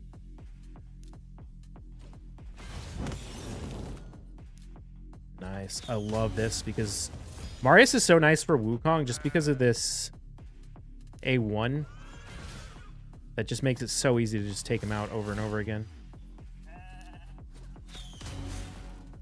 And we can proc. Look. Oh, welcome back, Wukong. We have even higher probability of... Is there poly on this guy? No. Who puts intimidating presence on UDK? I want to buff this because, yeah, Wukong might finally get a turn.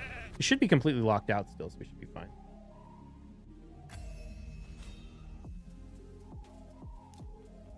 And Carnage might actually get to go first, yeah. We definitely want to save the lockout. Now we got Stultus in the fight too, which is really nice. Okay, beautiful. Hell yeah, Marius. Hey, look, we got another ranking.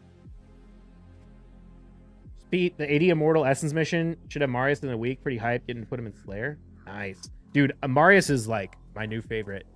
He's so good in the current meta. He's so good, man. I love him. Especially, like, he just does so much. There's so much in his kit. Can we see your Marius build? Yeah. Cool. Well, 52, that's good. How do we do? 1, 2, 3, 4, 5. 1, 2, 3, 4, 5. Yeah, okay. Well, we got 7 out of 10 in the first half, so we're 13 out of 23 today, I think. No, 12 out of 22? No, 12 out of 20. What am I saying? Yeah, 12 out of 20.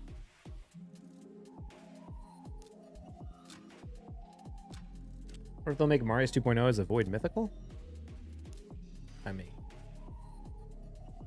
I don't know why they would make Marius 2.0. You mean just like like when you mean make Marius, you just mean like another champion? Mission champion? Probably will.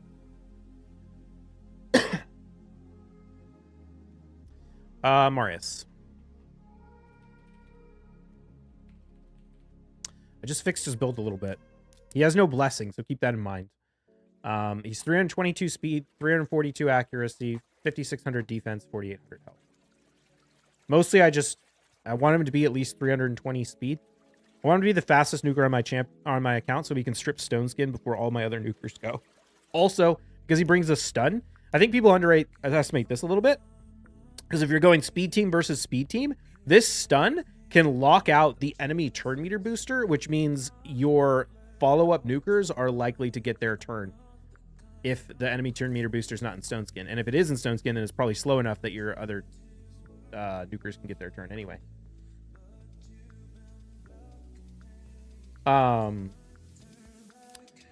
So, yeah, I like him fast. This is basically speed tuned with the Arbiter and the Kaja. And then as much damage as possible. The one thing I could do to increase his damage is roll these over to defense instead of HP, but I don't want him to be that squishy, I think. So I'm leaving him here because you get a little bit more value out of HP Ascension than defense Ascension for Marius, because his base defense is so high and his base HP is good, but not like the highest. So these flat Ascensions do more for your HP than defense. So I'm leaving them there for now. But maybe once we get some blessings, we can up that, because we'll get 7,500 health just for one blessing. That would be huge. Obviously, this would be huge. Get him to 3-star, 4-star, another 1,000 health. HP is necessary for defensive base nukers. Also, fast plus nuker. I spend a lot of time being very diligent about managing my gear and farming and paying a lot of attention to triple roll gear with defensive or with good nuker stats. So we've got a triple roll speed weapon with crit rate and accuracy. He needs both those stats. Resistance isn't good, but you know, you can only be so picky with your triple roll speeds. This is a triple roll protection, so that'll be irrelevant because we're going to talk about protection. Triple roll speed with crit damage, crit rate, accuracy. This is like a god tier level piece for Marius, right? He needs all of these stats, and it's mythical, and all the rolls are beautiful. This is the same thing, except for he's got HP instead of defense. This is still a god tier piece. Triple roll protection, HP, accuracy, crit rate. Marius or Narcisse? This is Marius. We got a double roll speed. It's hard to get good at main stats with speed rolls, but still, double roll speed, defense, accuracy, crit rate. This is basically perfect for Marius again, as far as the legendary piece goes. Defense. This one's not that great. I mean, it's good because it's defense and some speed, some crit rate, but you know, this could be a lot better because this double roll in the defense, flat defense is amazing. Then boots, mythical, triple roll in defense, crit rate, crit damage, speed. Resistance isn't good, but honestly, this could be HP. That would be the only thing that would make it better. He's got all the other stats you need. And we've got a triple roll defense. Defense. HP. This is important. The skinwalkers. Unfortunately, a triple roll in attack, which we don't need, but it's crit damage with crit damage ascension, attack. And because it's protection, it lets us get the 3-step bonus from protection on the Marius. So that gives us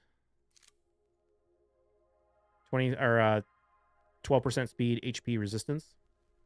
There is a build I can do that uses this, but I think it's a little worse, which could be kind of interesting because it would protect the debuffs. But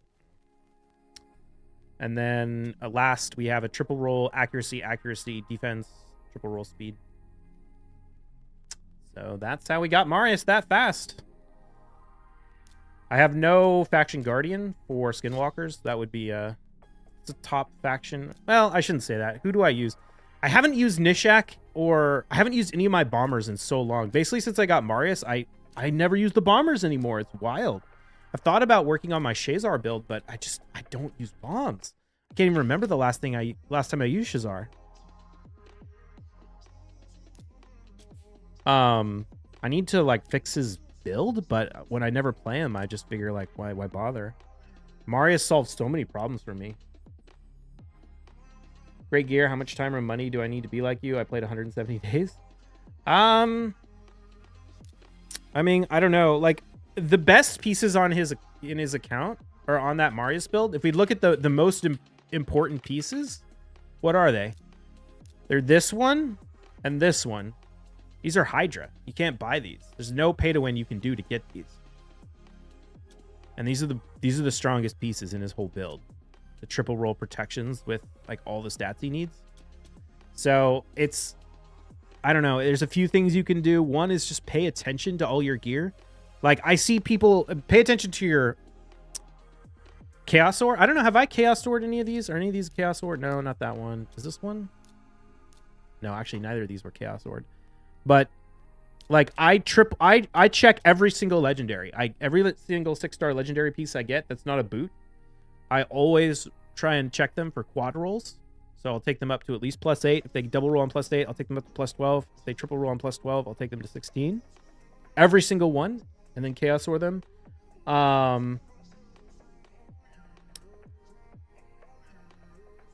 It's also about knowing your account. Like I track like how many triple roll speed pieces do I have in this, like in helmets in Savage, in in helmets in protection, in whatever.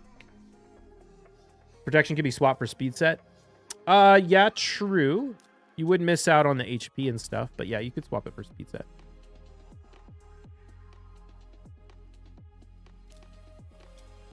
But yeah, I mean, it's also just paying attention to stuff. Like, I think, a lot of people would ditch this piece if they double rolled like the defense, but, speed, I don't know. Just really paying attention to gear with good main stats, good speed. I don't know. I don't know what to say. It's gear. It's gear more than stats. That's the one thing I would say. Or gear more than champions. There's so many people that play this game and spend an absolute fortune on shards and literally let their daily energy just pile up and don't even run any dungeons. And it's like, you're going to be so gimp on your account if all you do is go after champions and don't focus on gear. Because a single piece of gear can have a much bigger impact on your account than a champion can. And people don't appreciate that, but like if you roll a highly rolled speed banner in protection, and now you can run a 5-piece protection and 2 speed sets at the same time, you're going to be way faster on that champion than someone who doesn't have that gear, right? And now, obviously, that's not gear you can pay to win, but it is important to know that that gear matters that much. And to really keep an eye out for it. Also use the Hell Hades Optimizer. If you're not using the Hell Hades Optimizer to build all your champions, you're definitely gimping yourself super hard. Like a big thing, what I do for my gear management is I focus purely on leveling pieces that I think the gear optimizer might want to use to make good builds. Like I don't like look at a champion and be like, oh, this piece goes on this champion. It's like, okay, build a champion in the optimizer and then look at, and then just like when you're looking at your gear, just build pieces that you think the optimizer will want. And so for fast nukers, it's like trying to get a lot of triple roll speed pieces with good substats in Savage and Lethal and Merciless. And then also, like I said, tracking the pieces that you're missing so that you can Chaos Sword the right ones. Never Chaos Sword anything that's not like a triple roll, at least, unless it's something super, super rare, like a Savage for a particular faction or something. But I see people just treat their Chaos Sword so poorly. People Chaos Sword like the dumbest stuff. And every time I talk, like I see posts on Reddit about like recommendations for what to Chaos Sword, it's always garbage.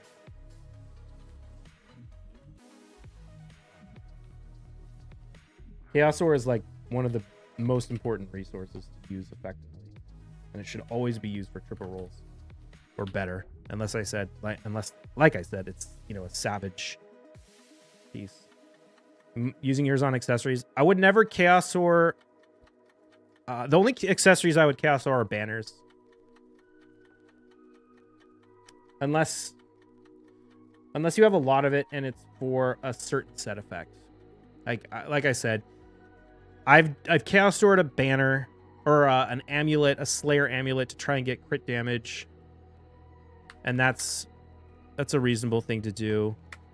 Maybe a Merciless piece. I don't know. Started to buy Savage gear. I would also never buy gear packs. If you're not farming 24/7 during the triple roll speed events, because you're limited by resources, or triple roll like set events, you should buy energy to farm those with like RSL helper more than you should buy gear packs. Gear packs are kind of a ripoff. If you're doing both those things, then fine, like if that's what you want to spend your money on. But if you're not farming 24/7 round the clock during 3x Savage events, you should never be buying Savage packs, because the 3x events are just so much better.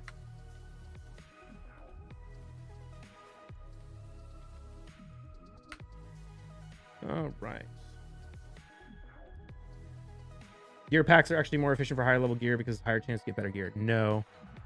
Only if you compare it to non-3x events. All the Krakens and Whales buy gear packs, they have crazy gear. But from an efficiency standpoint, it's better to farm the 3x events with your money than to buy gear packs. If you're doing both, like the Krakens are, then sure. But don't be buying gear packs if you're not farming 24/7 during 3x events. Also, most Krakens are bad at the game and are not very efficient, so just because they do it doesn't mean it's good.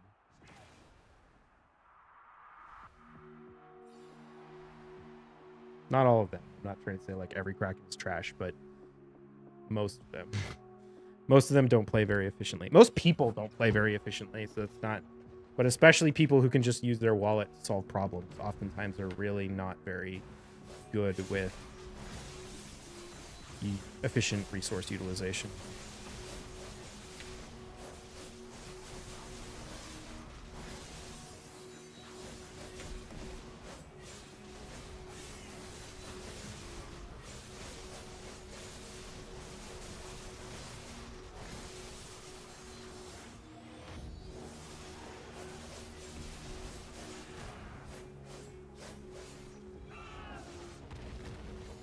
Come on, dude. Agree with that. The reason is they don't have much time to play. Could be.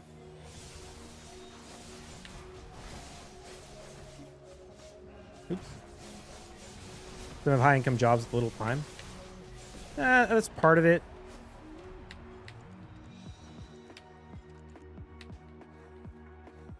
I don't even know if that's necessarily true for a lot of them. I mean, there's a lot of people who are just, you know...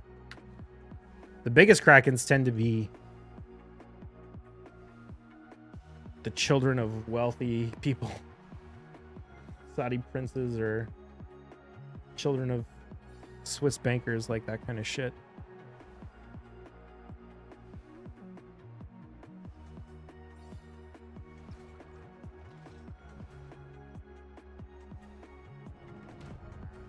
But also, I mean, if you play on PC, you don't really need to play a lot you know what I mean? You can just use RSL Helper to do, like, there's no reason. If you play on PC, you can pretty much just farm 24/7 while you're at work using RSL Helper during the Savage events or whatever. I played with and have friends. I was super cracking myself. I mean, so have I. Well, I would never spend that much on the game, but I mean, I certainly have a lot of friends who've spent. I know lots of people who have dropped tens to hundreds of thousands of dollars on games. The thing is, you don't need to be that rich to spend a shit ton of money on the game. Like, a lot of the people I know who have dropped six figures on video games are usually just like young guys working in tech.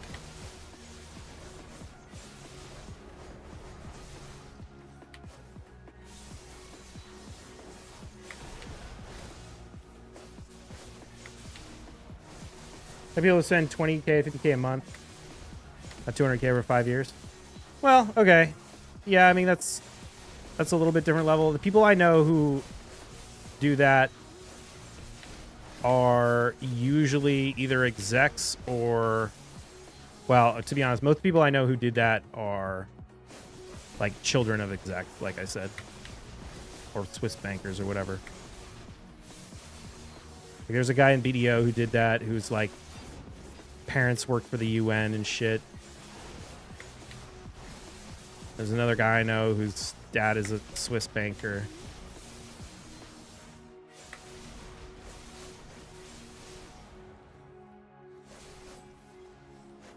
$5K less, those you're talking about. I feel like we're being very pedantic here.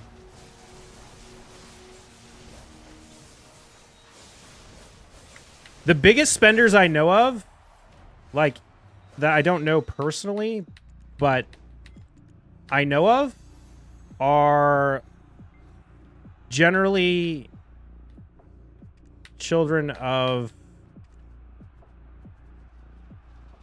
either super rich, like Indians, or super rich Saudis.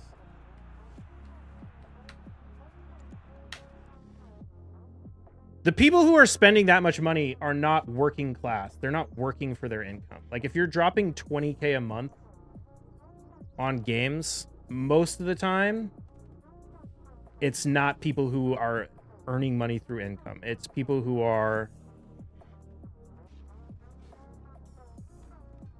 generally speaking, the children of people who are super wealthy, or, you know, people who are inherited their money, or, you know, are connected in the government or whatever. Usually from, you know, corrupt countries. Countries with a lot of corruption. You played GOG and KOA. No. Oops.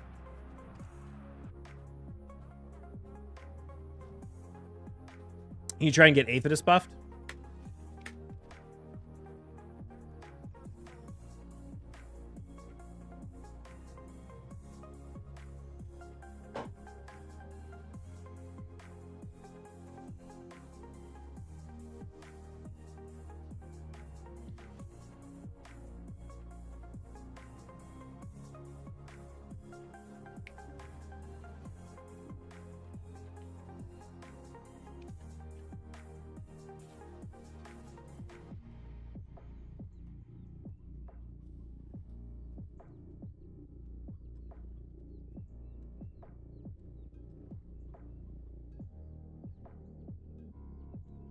Raid is low spend compared to some other games. I don't think Raid is that low spend compared to some other games.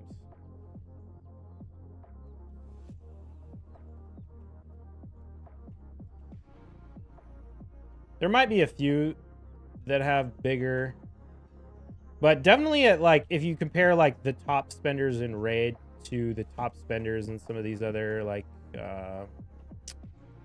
shoot, what's the one? I know, is it Clash of Clans?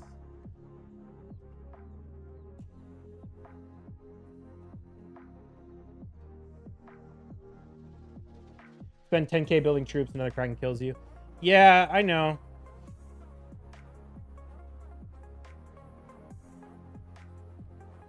I think Raid just has more expensive packs. I mean, the actual cost of the pack is really relevant.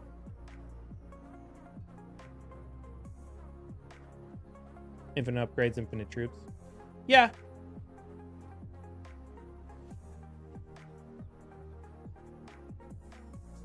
I'm trying to remember. What is it? Clash of Clans? Which is the game we were talking about?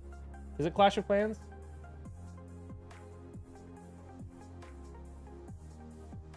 How do you explain till you see it? I mean, no, I'm familiar with it because I have a viewer that played that shit. Like I said, that guy whose dad was a Swiss banker spent, I think he said 100K? And that he was in the guild with, like, literally he was telling me about some of the guild members. One of the guild members was, I want to say it was like the daughter of the, like the #1 player in the game was like the daughter of the defense minister of India or something like that. It was something crazy like that. I don't know what GOG and KOA are. Don't use their acronyms. Say the actual name of the game. I'm trying to, I know what one you're talking about based on the mechanics, but I can't remember what it's called.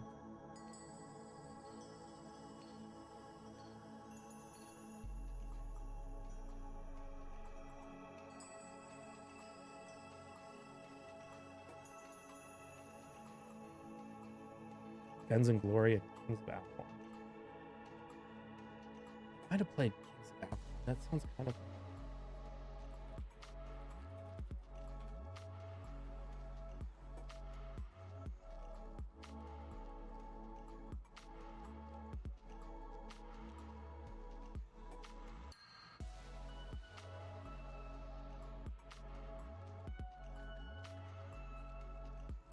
I decided to try out Black Desert as a new player. What do you suggest I focus on first? I would go, well, it depends on like what you like to do, because video is a bit of a sandbox where it's kind of up to you to determine how you want to play. But I would usually recommend you go through like the main quest line. They just reworked the main quest line, actually. If you like kind of like the story and questing, you can go through that and like watch cutscenes and stuff. It's pretty good. If you don't like that kind of thing, you can just go out and like start grinding, working on your gear. Like, I assume you're playing a seasonal character, so usually there's like the season pass stuff. Like a community game, so when it comes to dominance of others affecting people, usually human nature allows to sacrifice. Well, so much those type of games. Yeah, and I know they all get into like clans, and it becomes a source of, you know, pride and identity for them, where it literally just becomes a spend off. But even those games, I mean, like, I know those games are insane in terms of what people spend. I just think Raid is, I mean, a lot of people are insane in what they spend on Raid, too.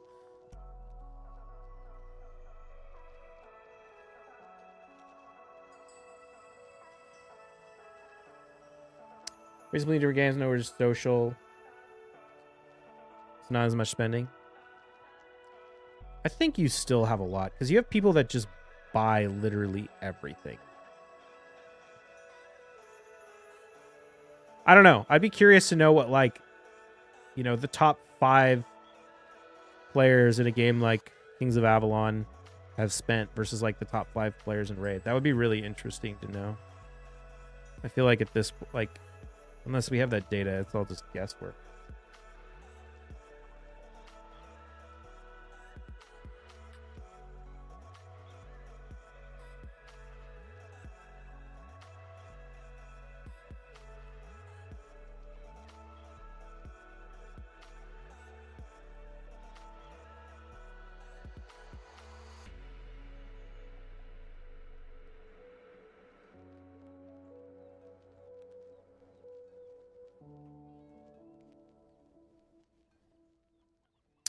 Most packs in raid are limited.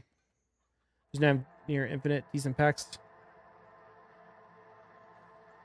Yeah.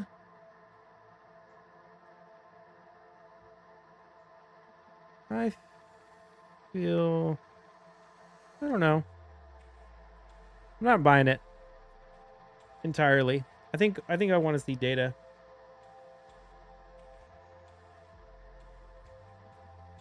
I think raid will let you spend. I mean, like, you're literally arguing that raid won't let you spend enough money to compete with people in those other games. And I'm not buying it. There's like, if you're literally buying everything, which some people do, and it's also about the duration for how long. You know what I mean? Like, you can spend an absurd amount of money in a short period of time, but it depends on like how long that goes on for too. Like, how long are people playing?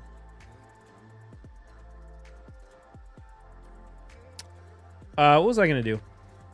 I need to burn stacks. Let's go for a Debo. Dude, my Debo luck was so good, and now it literally crashed so hard. It's so trash right now. Do I still have a set on the market? I do not.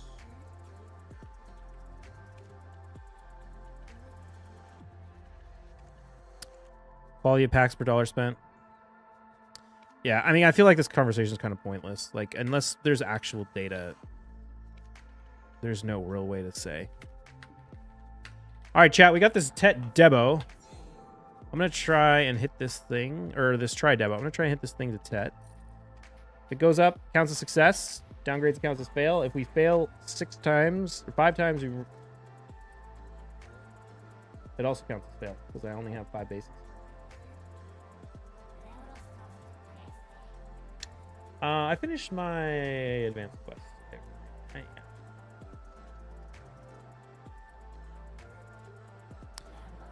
Are you guys going for the Mithralosul? What do people think about that? You got your Pen Debo rings yet? Not yet. Your players don't get anywhere near as emotional? Yeah, maybe.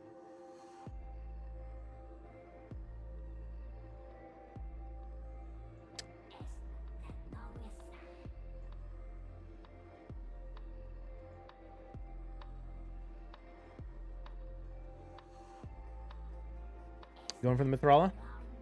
He's great. Just going for 4 stars since I can't be asked to pull shards. 4-star in Mithrala is kind of interesting. I feel like 4-star doesn't really do that much. Doesn't need the crit damage.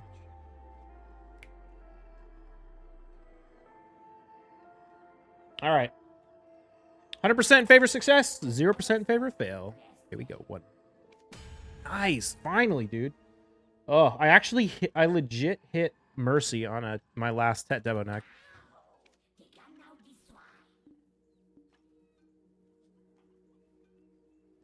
How much money you spent on raid and BDO? I probably spent in 8 years. I think I've probably spent around like 5K on BDO. A lot of it was I used to run like 3 accounts early on and pay for the value packs on all of them, and this was before partners got free value packs. Like, literally in the last like 4 years, I probably spent like $300 or $400 on BDO total, just because I don't need anything in BDO anymore. In raid,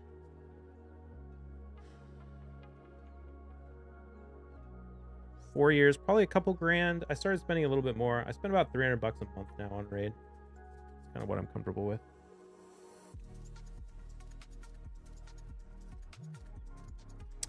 Force doesn't do much usually, but she does a ton of Amius in her current build. Also use her in a Hydra with Razzles. Will help with that. That's true. I guess the Ascensions do help with the reduction of boss damage. I have another 110 stack. I'm kind of tempted to just go ahead and blow this on a Debo too.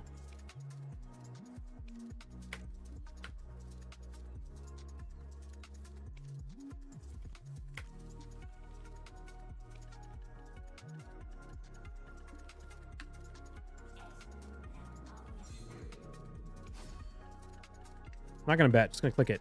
Fingers crossed, chat. 1. Downgrade. That spread.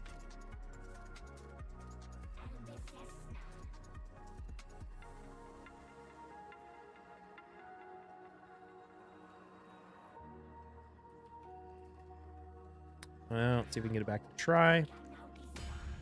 Okay. Downgrade again. Killing me, Black Spirit. You're killing me, man. Why can't I just get some good RNG on my Devos? I was doing so well. There we go. Debo success rate is down to 26%. Low on shards as usual, so saving them for the next fusion round. Not locked out of that for soul 3 or 4 star will help tons since she has 0 right now. That's fair. I mean, if you're just gonna go for it because you can use energy but not shards, I buy it. I buy it. All right, let's go make some 110 stacks.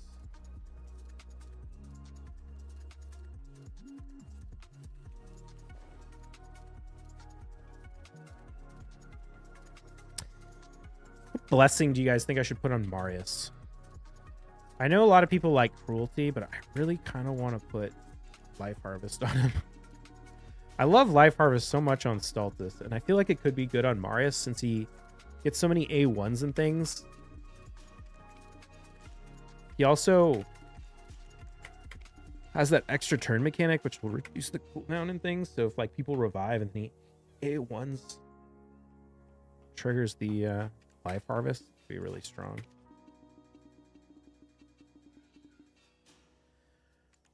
You should go for the 5 star since she's super good overall. It might be meta in future content, so you get extra stars. Yeah, I think I am going to go for the 5 star. I might turn her into a solo dragon hard 10 farmer. Life Harvest is mad OP, especially since he doesn't need Soul Reap. I kind of do want Soul Reap, though.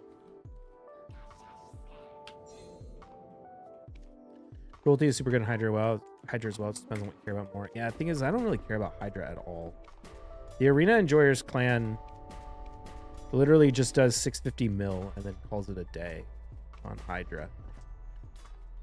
So I intentionally end my Hydra ones early.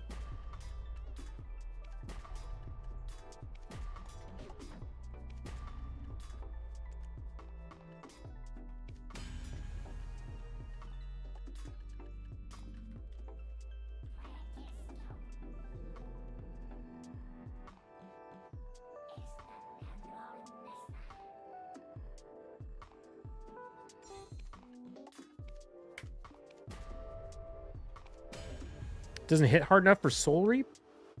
Go with Life Harvest? I feel like Soul Reap is what you want on champions that don't hit super hard. Because that's how you get that extra 20% execute. Plus, he keeps doing it all the time. His A1 all the time, which can trigger the execute if...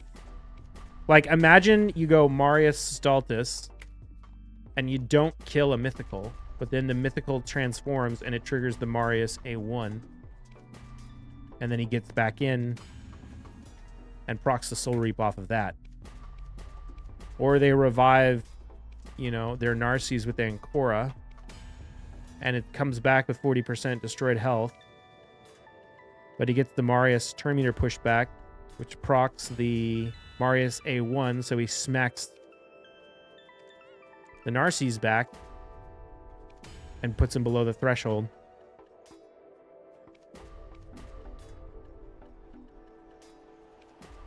Doesn't he get them from half? I mean, he does eventually. I've definitely had plenty of fights where Marius is the only nuker in the team. I think Marius can hit just as hard as Stultus can. And Stultus can absolutely wreck people.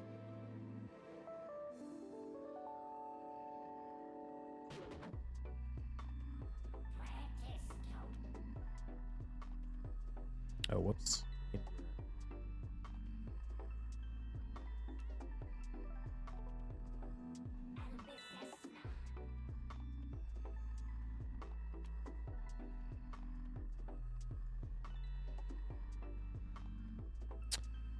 Let's go back into Arena.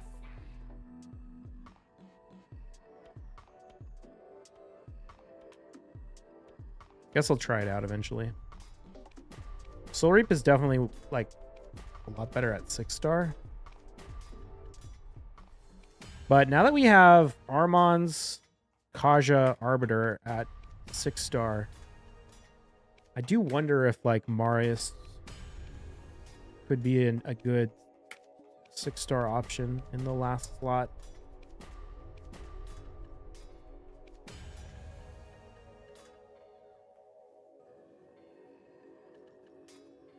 Or not in the last slot, but with our next resources. Look, and I see you use him as A2 hits for 10 to 12k. It's super.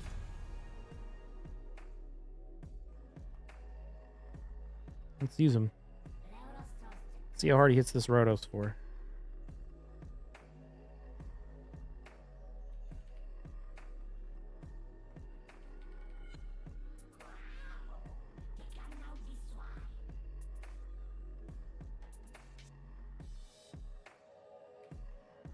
Also, mine will hopefully do a lot more damage in the future. It's hitting for like, the first hit for 17, and then I think the rest were like 14. Hard to tell. This A1 just hit for 31.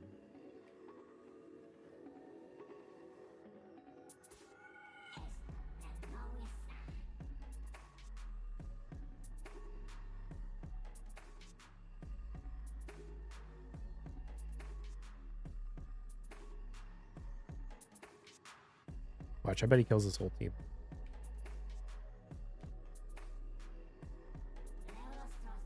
Already, he did 163,000.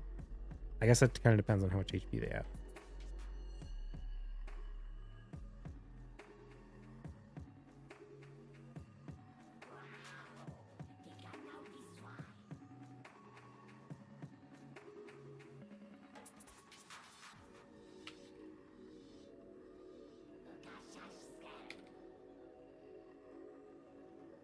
See what he does this team was mad squishy.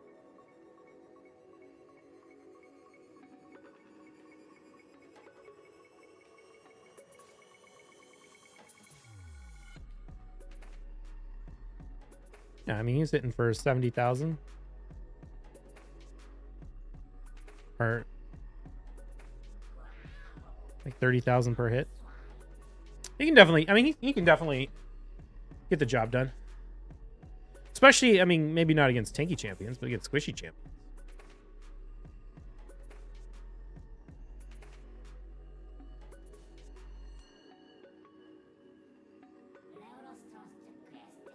All right, let's go. Do we have any like tournaments or events or anything I need to start? We have an artifact enhancing event tonight.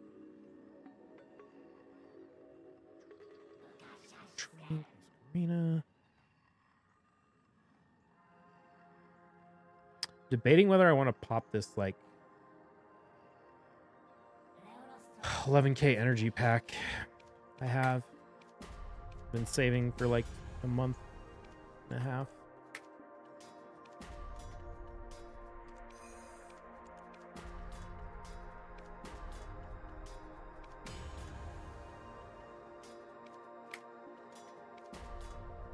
I just call him so boring. Yeah.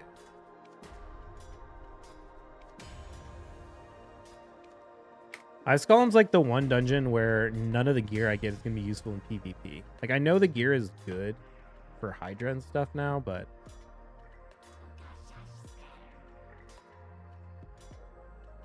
I don't really care about Hydra. I just care about PvP.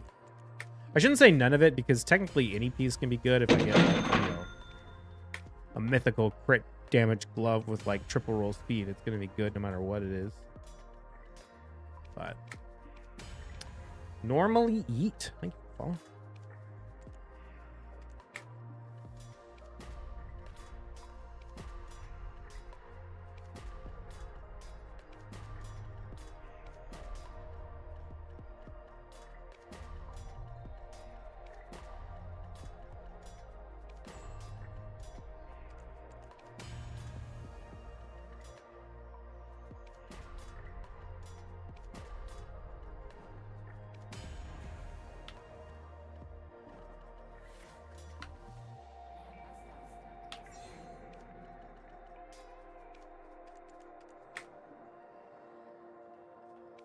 All the curse gear I pull is always bad. I need 10 plus curse pieces to get one decent one.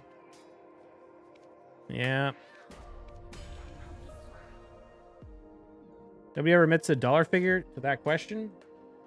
Are you reading the question from chat? I answered the question with dollar numbers.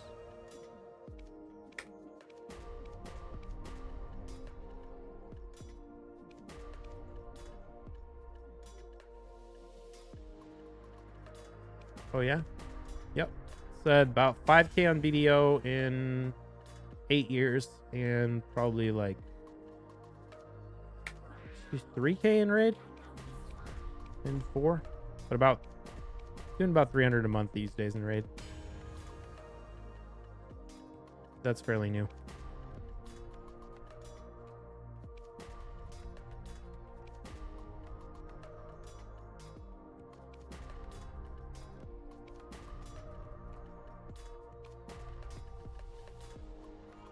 Not as bad as I thought. Yeah, I'm not super into spending like crazy amounts, especially in BDO. Like, I don't really have anything. Like, there wouldn't be anything I would even spend money on. I don't even want anything in BDO. I have everything. In raid, I don't know. I could spend more in raid, but I have started spending a little bit more in raid. But I also like, I want to be reasonable.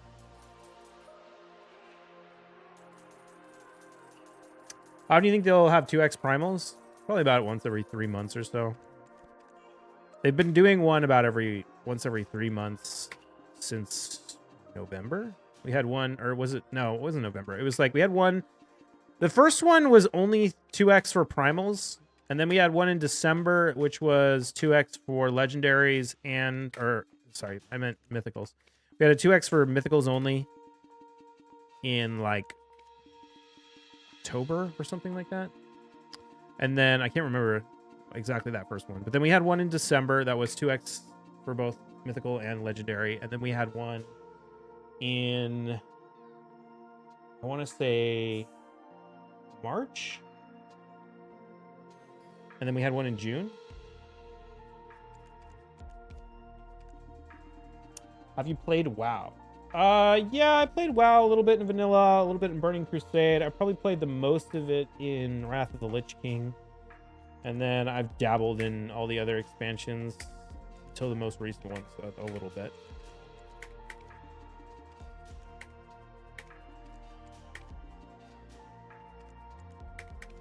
How's the market feeling? I mean, Hards and Blackstones are cheaper than they have been in a while.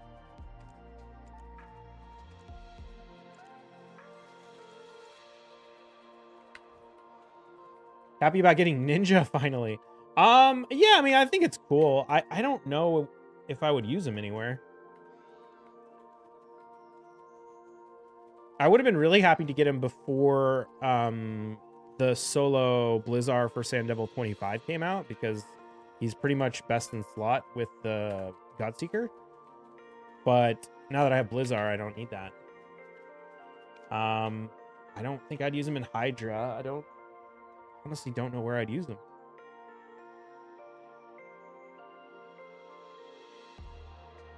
Centranos? But I wouldn't even book a champion just to use Centranos. I already clear all Centranos. Have you noticed that outfit pre-orders have been really slow recently? Kind of. I mean, I don't know if I'd say that they're slow now as so much as they were like super fast a little while ago. But I mean, I think I've been winning them off pre-orders relatively frequently.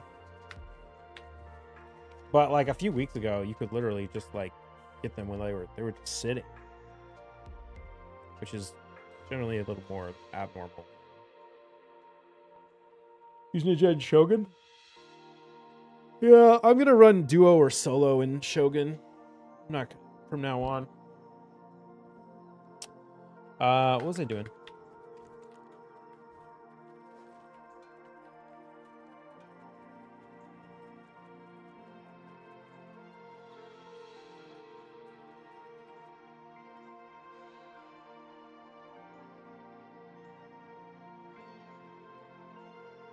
All right, see if we can get a speed glyph from Crypt.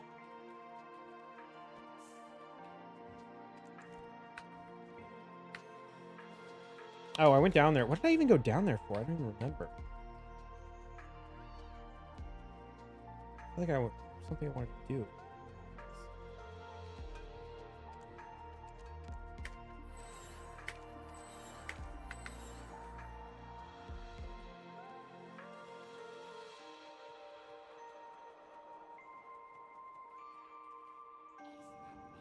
Gonna lurk. All right, we'll see you later, Travis.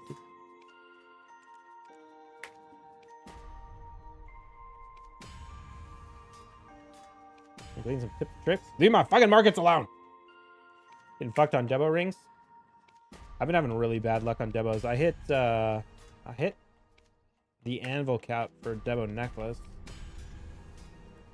I had like a Debo, like 15 attempts, like 5 downgrades or something. Found Tolf in your inventory? Nice.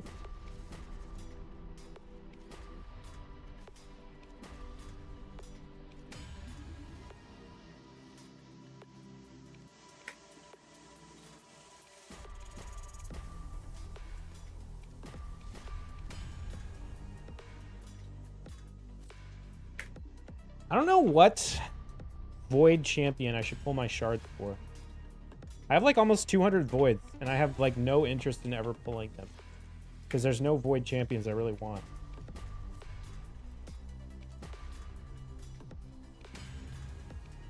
I'm like honestly tempted a little bit to save my void shards to pull for like a progressive arbiter champ. Just to get the empowerment.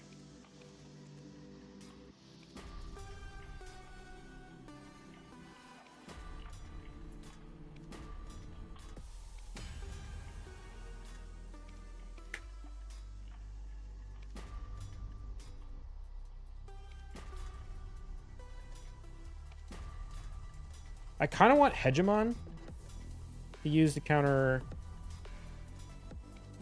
certain speed stuff and stop other people from getting Hegemon and using him against me, but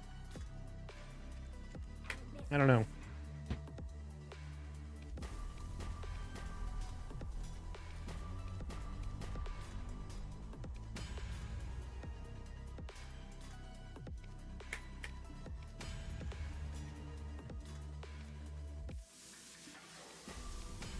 Honestly, I feel like if I didn't have Sulfurion, he might actually be one of my most wanted. Which is funny, because when I pulled him, I was like, oh, that's cool, whatever. And then I was, like, surprised at how good he was, but he was never, like, a champion I was super excited about. But now I think he might actually be, like, pretty PvP meta. Especially in Classic, when you compare him with that,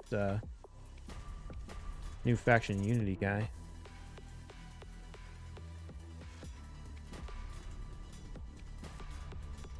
Come on, Black Spirit, I need some tries.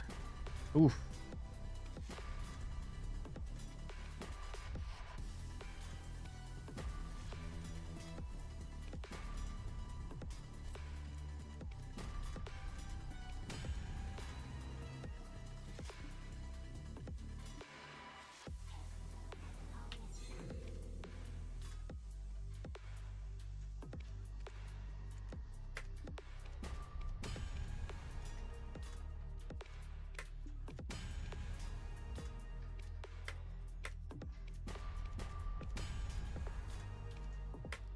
$690 more, 4 more swings.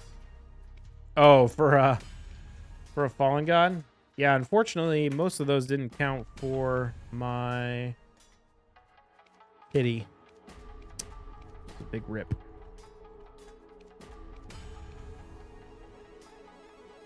Because they were more than 7 months ago.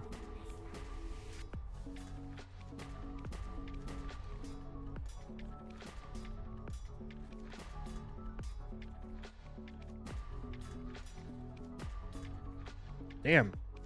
I have to go make some try accessories here pretty soon if we don't get some more try reblast very quickly.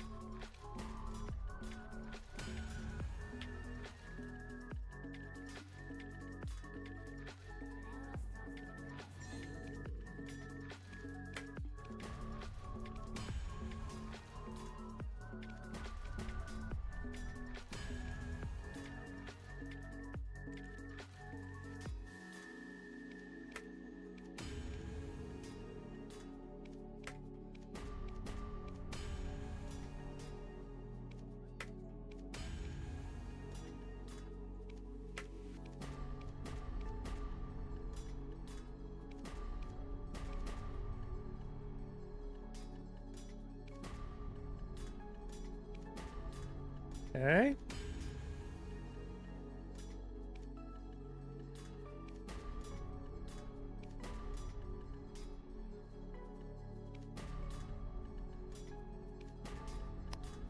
Killing me, Black Spirit, man. I need more try reblast.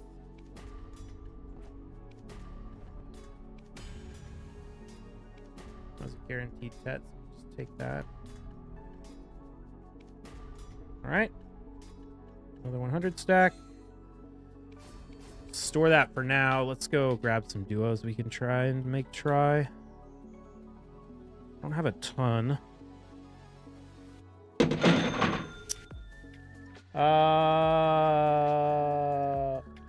10 spout? That? Hold on. Go. Thank you for the sub on the YouTube channel. Keith Fowler. There we go. Her Ice Golem 9 team still has fails. Yeah? What are you running for Ice Golem 9?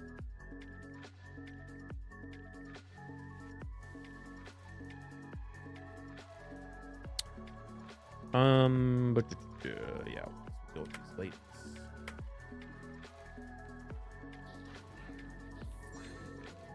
How's the Tet late market doing? These hit. No, I haven't got. I want to sell them at place 6.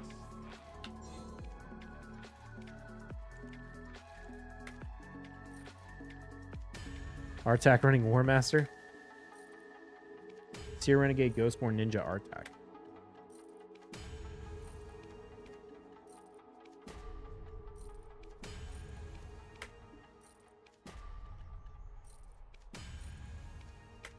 I think if I maxed my Great Hall for Ice Golem, Artak could solo hard 10. I feel like I heard people say that Artak can solo hard 10.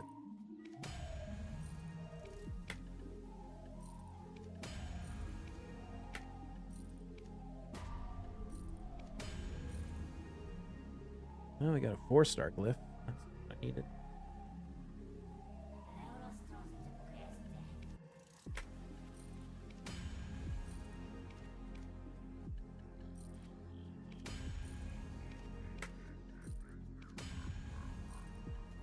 Canva, every build I saw was stupid ass gear.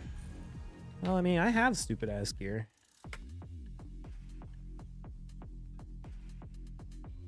Can you solo Dragon?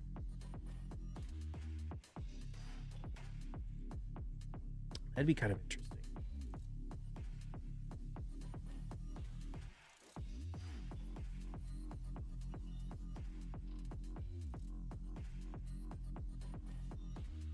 Tier 6 Mastery to put on Rhodos. I would recommend Ward of the Fallen. Ward of the Fallen is incredibly powerful on Rhodos because it mitigates the damage before his passive, which means basically instead of like his passive making it so you can't hit more than 50% of his health, you can't hit more than like 70 or 30%, whatever it is. Which means you can't even one-shot a Rhodos with a 2-hitter ability if it's in Ward of the Fallen.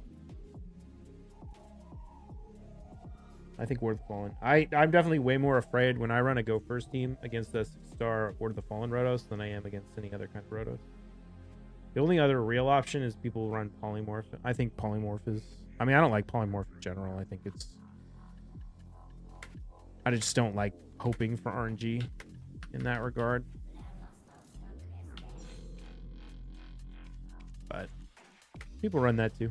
Depends on what you want. 270 speed, 5k defense, 400 res, 350 accuracy, 90k HP or something dumb. I could build that. Build that, no problem. What's the best Artak build I could make for Ice Golem? Especially with a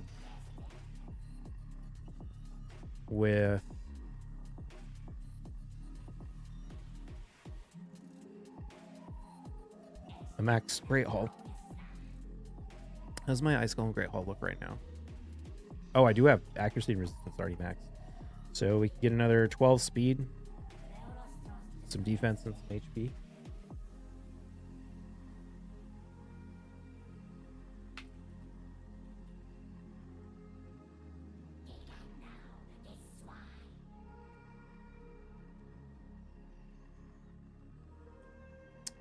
that'd be like the equivalent of 258 speed. You need 300 accuracy or 350? 350 accuracy. 400 res. I think you need more than 400 res for Ice Golem. I think you need like 425. Although I guess he has his passive res.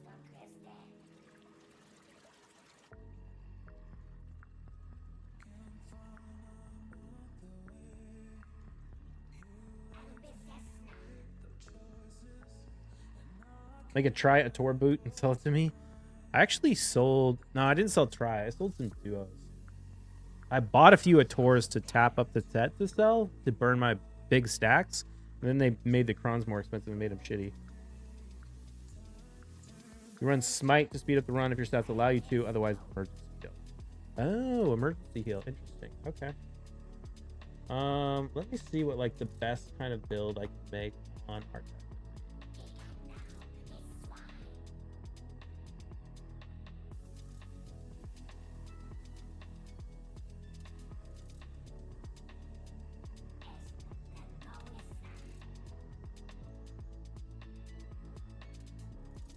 What if I let it actually optimize ascensions too? I don't really want to optimize my ascensions for a PvE champion, but let's just say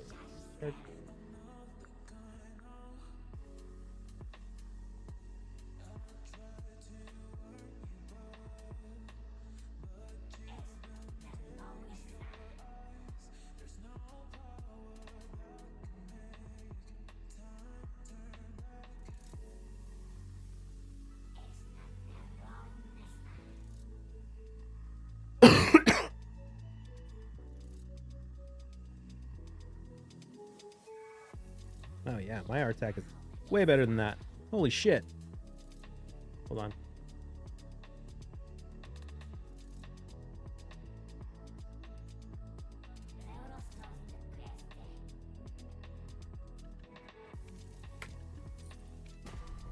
Makes you want to change to Artec anyway? Just not using him anywhere. I used to just use Sulfurion, but since I'm using Sulfurion in PvP now, I need to kind of find alternative champions to use in some of the dungeons Sulfurion was soloing. I actually need to find a better Spider duo comp too. Do you think Artec could solo Spider? Holy shit, dude. Kidding me, Black Spirit?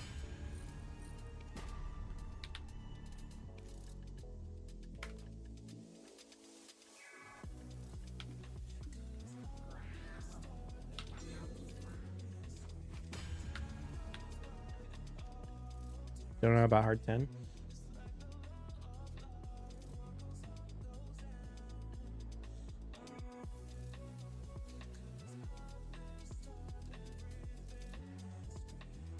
Pulling gear off my bad owl, but if I put my best gear, it's already at like 123,000 health.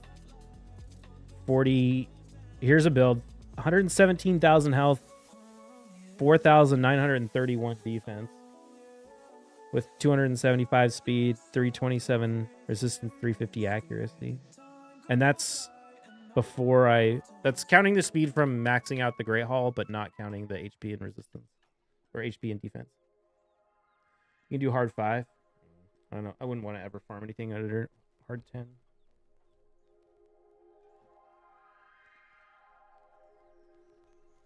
He takes too much damage from Spiderlings. HP DPS champ does a lot of heals from passive.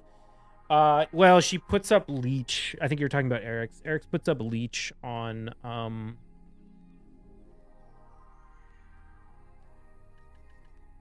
the Spiderlings with the mastery that puts up leech when you stun. So that's how she heals. You can also get her in 6-piece Slayer, 4-piece lifesteal. Or not 6-piece, 4-piece Slayer? 4-piece lifesteal? If you have the Slayer accessories to do it.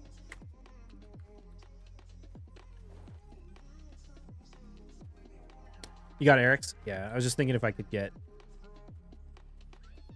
a champion that could do both.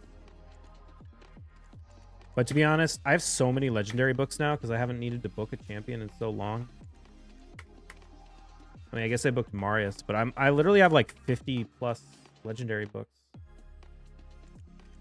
Oh my god, my raid lags out whenever I tab off. Is that the optimizer sucking away all my resources?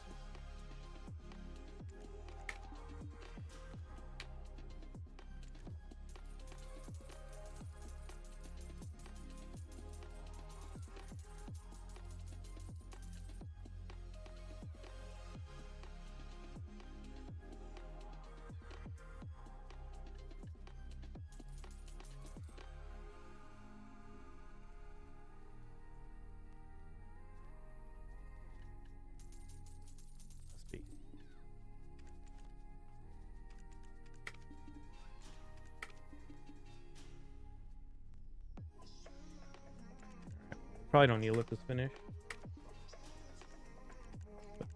I think these builds could do it, no problem. Maybe I do need to look at hard tack for that.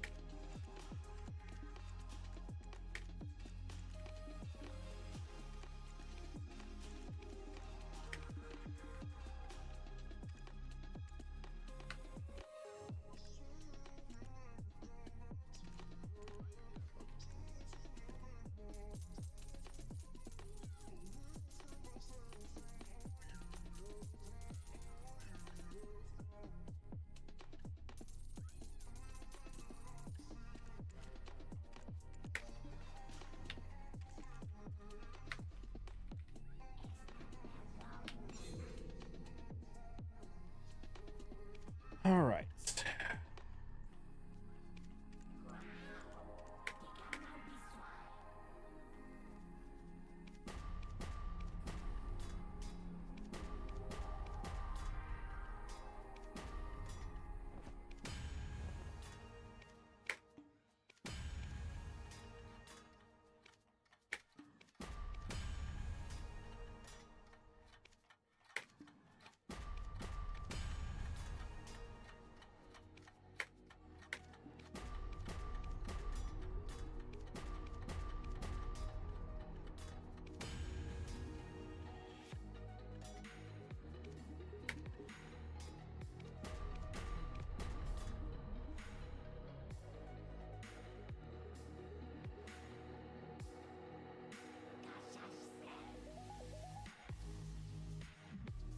No 6-star speed glyphs, even though we got the triple faction force today.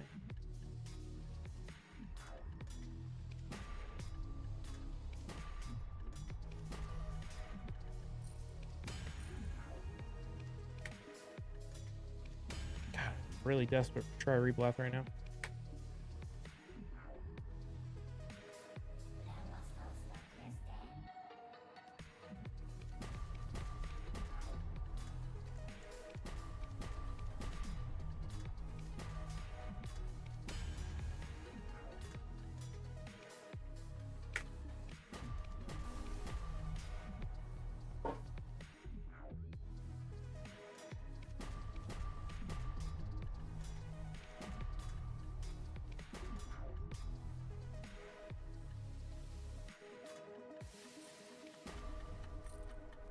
Come on.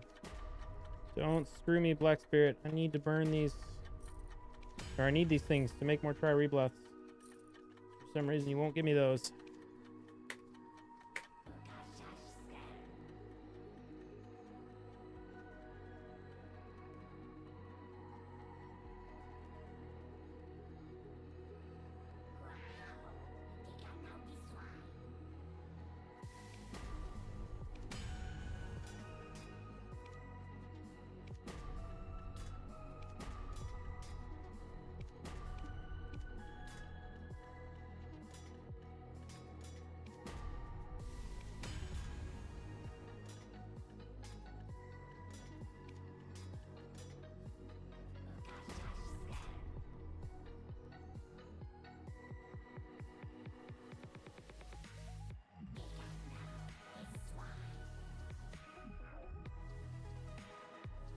Oh yeah, don't forget to finish off all your Doom Tower stuff today.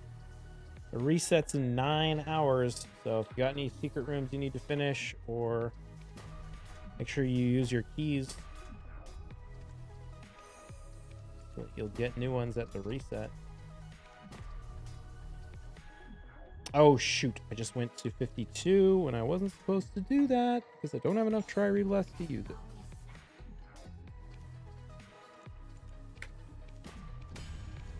What Ice Golem team have you been running currently? Kaja Sulfuria.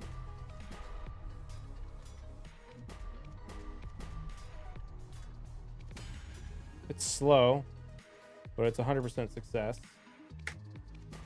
And I don't really run that much Ice Golem, so I haven't really been too worried about making it better. That's kind of true of all the dungeons. The only ones I run a lot is Dragon, and that one's relatively fast.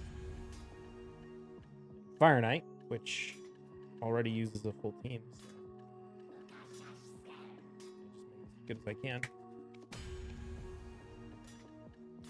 Someday we'll get Kage, and that will help. 100% is what matters. Failure is so annoying. Yeah, Kaja is just like impossible to kill because she's 6-star, like 450,000 effective health and 450 speed. So she just keeps herself alive, and then just revives Sulfurion all the time.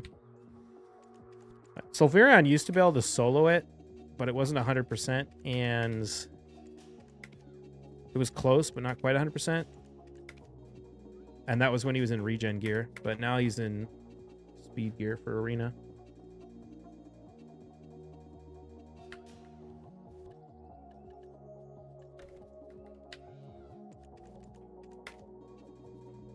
But if I get Artak to do it, that would be nice. Do it solo.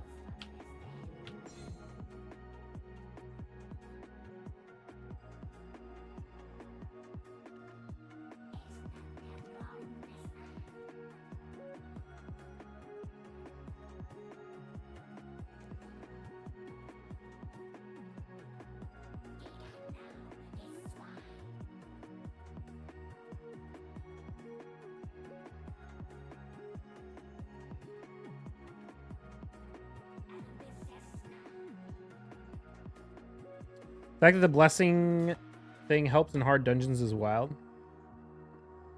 Oh, your Artak's only 2-star? I got the 5-star soul from, I don't know if it was some sort of event we had for him.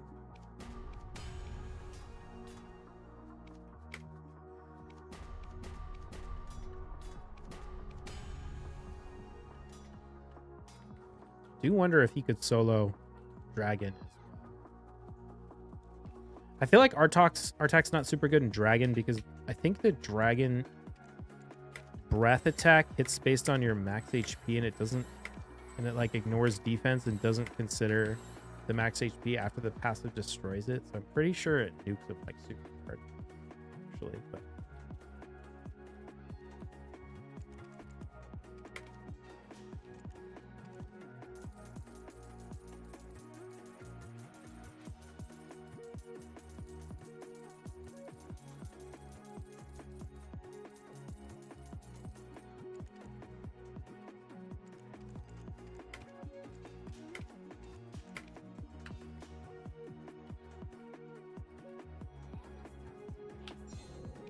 HP burn is just way weaker in Dragon than Poison.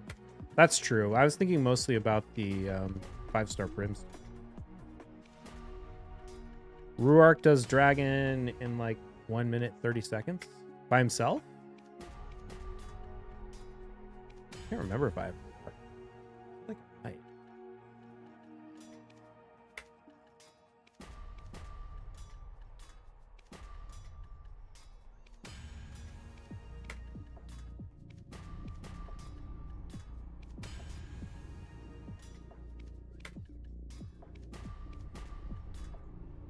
With Seer team? No, I don't want a Seer team. I want to solo it. My Stultus and Battle do it in about that time with the two of them.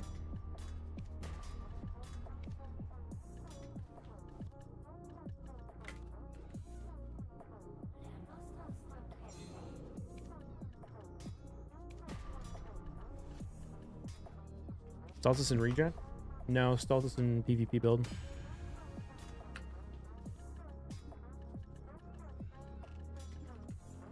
Nine-piece Slayer.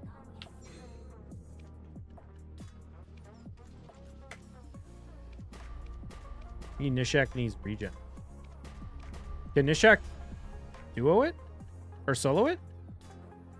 I have an extra copy of Nishak I could use. I have like 3 copies of Nishak.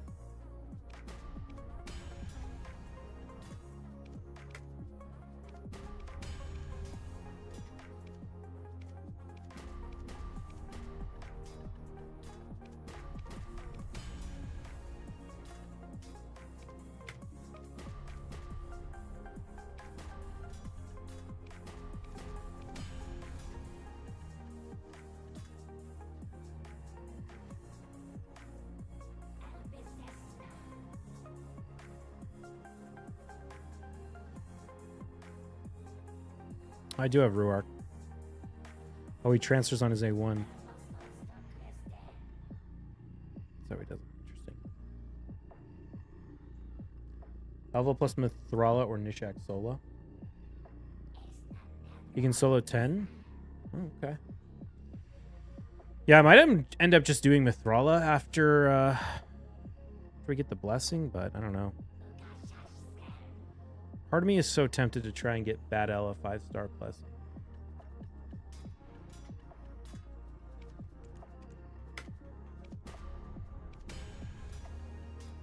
Because if he had a 5-star, then it would be unremovable, and he could probably do Ice Golem.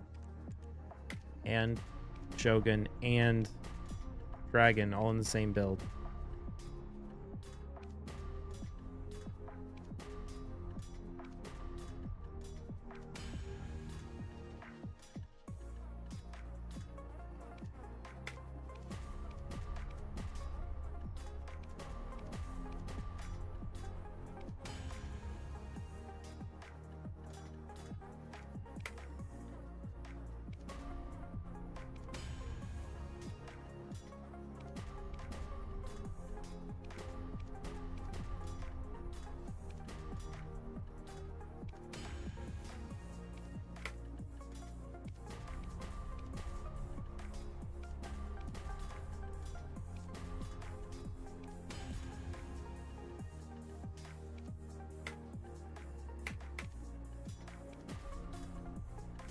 What's up, David Haas? How you doing?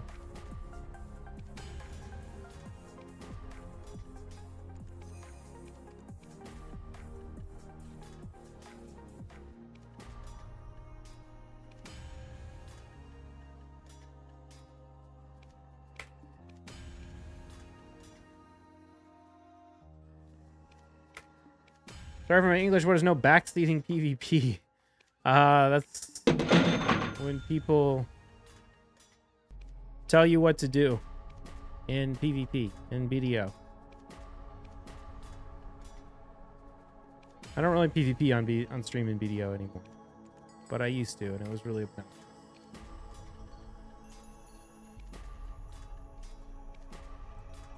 Dark Strider, thank you for the follow.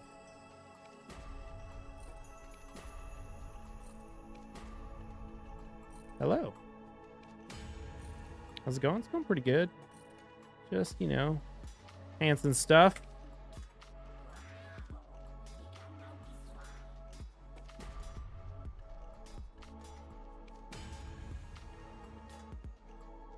What's the bank at? Well, honestly, it's not been really going up. It's mostly been going down because I've been buying stuff. Since cards are relatively cheap and Blackstones are relatively cheap.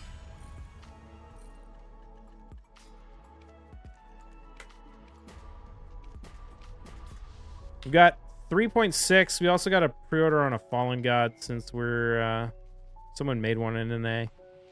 If they ever sell it, I want to have a pre-order up for it. They didn't list it yet, did they? Nope. 3 pre-orders up now, though.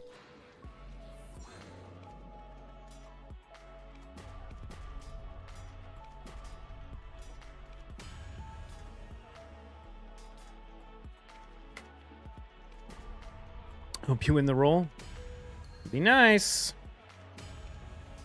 A lot cheaper than trying to make it, that's for sure.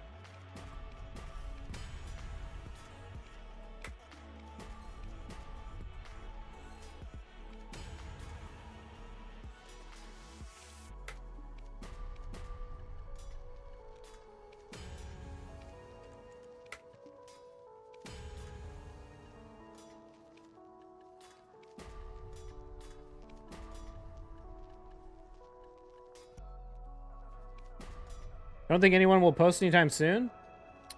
I mean, I don't know. The guy who made one the other day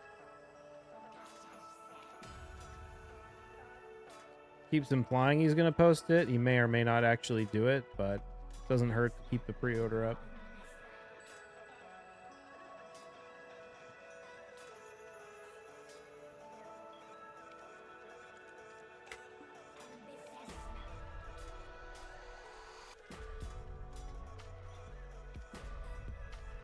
Got the same amount of silver too, just remove a few zeros from the end. Yeah, sounds about right.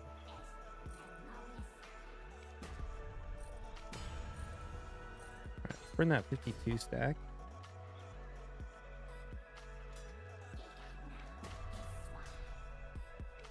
Is it worth selling Tri-Gotter? I mean, it's not worth making Tri-Gotter to sell. They're pretty much worthless now.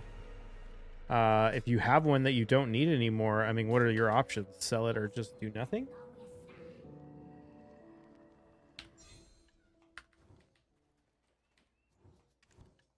It's unlikely anyone will ever enhance or want Tri-Gotter in the future. Not with the free pen Black Star in the game. Continue to tap? Definitely do not continue to tap. No, that's a massive scam. Tets are worthless. So are the pens. Oh, it's a sub-weapon. Oh. I don't know. I mean, probably not, no, because the sub-weapons are also... enhancing Gotter has always been shit. Yeah, this is insane. This item costs like 80 bill to make, and it's worth 40. Damn, I didn't realize the sub-weapons crapped out so much, too. Yeah, I'd never enhanced Gotter. Enhancing Gotter was always bad, but now it's insanely bad. I used 500 artist memory, 800 frag memory on my armor to make it try, and still nothing. What kind of armor? You're a Taurus?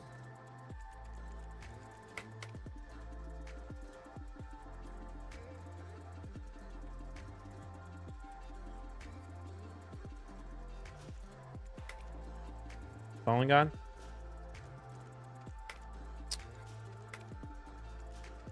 I see. Are you chroning the try?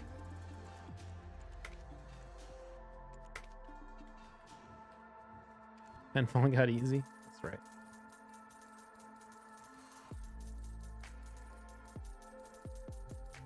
No? Oh man, you gotta chron try. It's insanely bad to rock click try.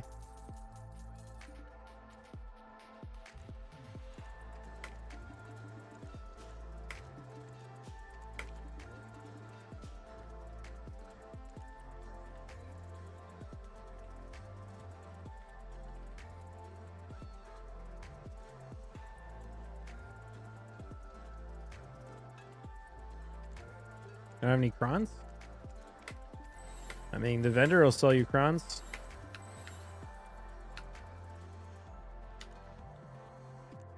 You definitely don't want to make the try by rock clicking. You're gonna spend like fucking, I don't even know how much it would cost to make a try rock clicking. Like if you just look at the price differential between Duo and Pry, it's at least 5 bill. But realistically, probably more than that. Wait, that's a Taurus. Where is it really? Oh god. I mean, there's like a 7 bill difference between duo and tri. Think about that.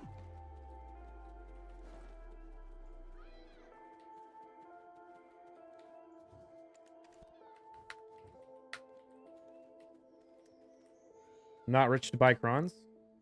You're not rich enough to buy crons, but you're rich enough to throw hundreds of billions of silver away rock clicking? Like, how does that make any sense?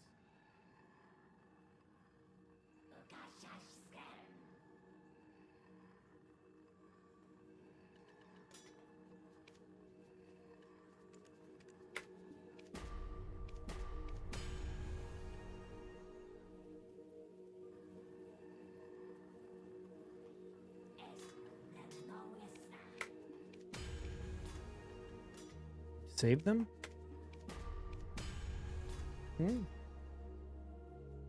Rock clicking is for stack building? I mean, yeah, there's not really even any reason to build. Well, I guess for debos? Save them for like 2 to 3 years. You're artisans? I mean, I don't know what to tell you, man. Like, you can't rock click a Try Fallen God. It's just super bad. You gotta go grind and use your money to buy bronze from the vendor, or you gotta go grind and just save up enough money to buy the try, but you're gonna spend an absolute fortune if you try and make a Try Fallen God by rock clicking.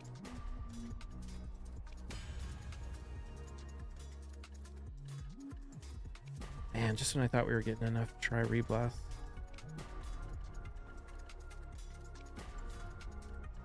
Burn them all up again. You're killing me, Black Spirit. You're killing me, man. I need Try Reblast.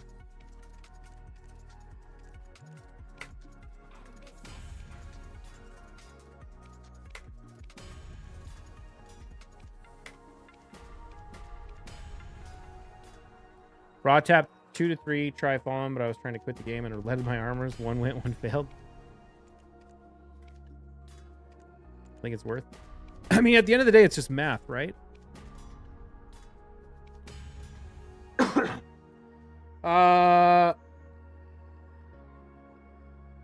What do you think of my Debo strat? I'm buying 2 hammers, and if they fail, I sell the neck, buy 2 more hammers, and go make another tet to try again? Why would you need to make another tet? The hammers prevent it from breaking. What? That doesn't make any sense to me.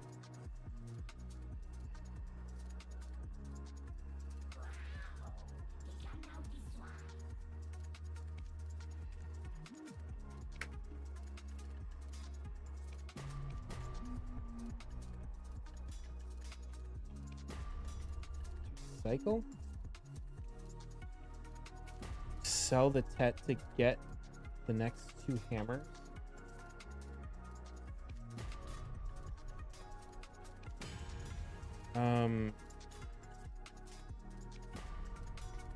Shoot, I did it again. I made a 52 stack I didn't need. I think the strategy makes no sense.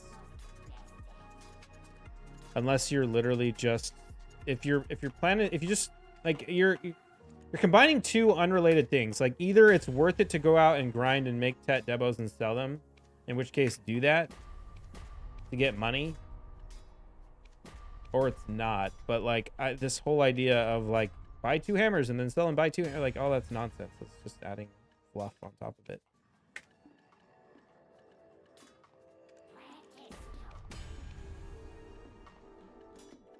We're at 319, 418, 402. I think I need DP now. Maybe. I don't really know. Seems reasonable to go after DP.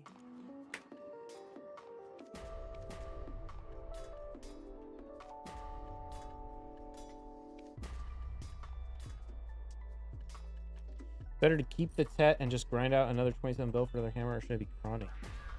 You definitely want to be using hammers. Yeah, I mean, there's no reason to sell the tet necessarily. Yeah. No reason to buy 2 hammers at a time either. Then you're just likely to get stuck with an extra hammer. Like, I would just have a tet that you want to click to pen go out, make the money however you want to make the money. Buy the hammer, tap it. If it fails, go out and make more money, buy another hammer. Oh, shoot. God, Black Spirit, why are you being so mean? Give me the tries. Good luck on the enhancement. Thank you. Nitty Pong?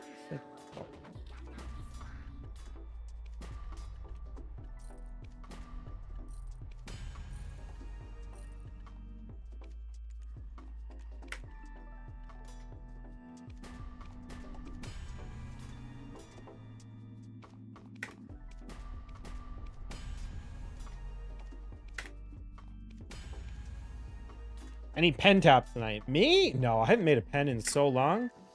Pen accessories are all Garbo, so we don't make those anymore. Pen boss gear has been Garbo for years. So is Black Star. The only pens I have any intention of clicking are Fallen Gods, and only for dono goals. Because I'm saving all my resources for the Sovereign weapons. So there's not likely to be many pens in my future. We're making Tet Debos. That counts. I made one of those earlier. I'm not making pens anymore? Pearl Abyss killed the pen market, man. What can you do? Nobody wants pens anymore. Everybody just wants Debos. And pen Debos aren't really worth making. Let me look at the accessory spreadsheet real quick. Are any pens interesting at all? Cadres? The problem with Cadres is they're so sketch. Like, you make one and then the price crashes. But most of the pens aren't even worth the stack.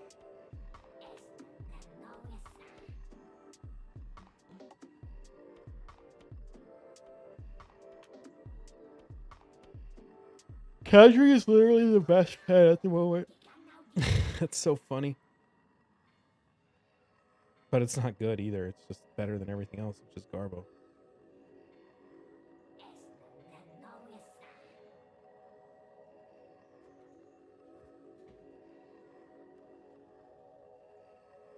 Deck or no balls coming in guild chat.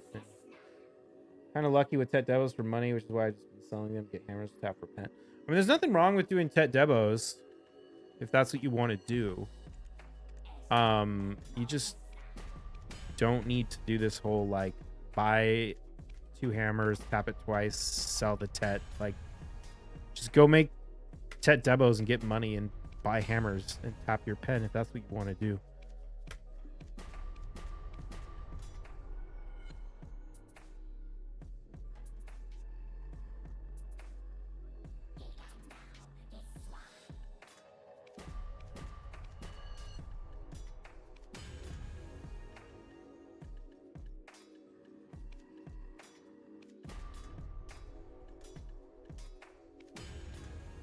There we go. That's what I need, Black Spirit. Give me these tries. Desperate. Desperate. That's what I'm talking about. Let's see if we can burn this stack. Won't even mind an easy Tet right here. No? No easy Tet? Alright, see how it is. Take a try Black Star, I guess. Oh, I need to go roulette some Black Stars. Kind of been using it like a motivation to keep grinding when I see 2 hammers sitting waiting to be tapped.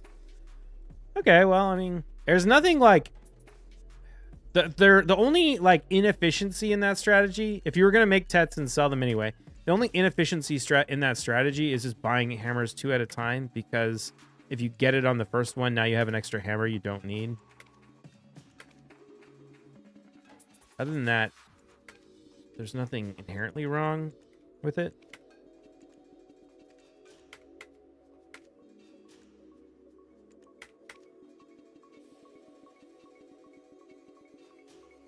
Been very lucky with Tet Debos now, but I pitied my 3rd Tet Debo. It's a trap. Yeah, I pitied a Debo recently. It sucked.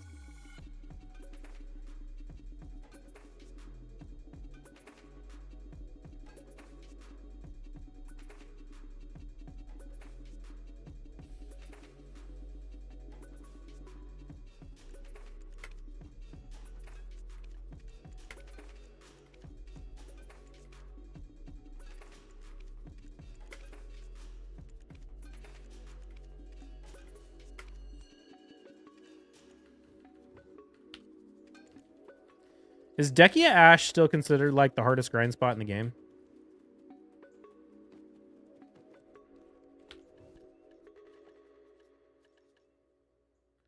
Isn't the Tet Pity like 20 taps? No, I think it's 10.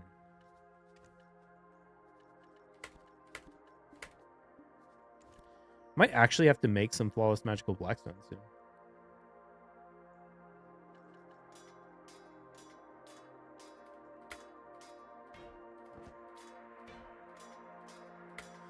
Oh, I have this huge stack that I don't want. 431. Should I do 2 Blackstar? Well, let's see. What would I take this to? Realistically, if I was gonna stop, it'd be like a 275. It's not Valk yet.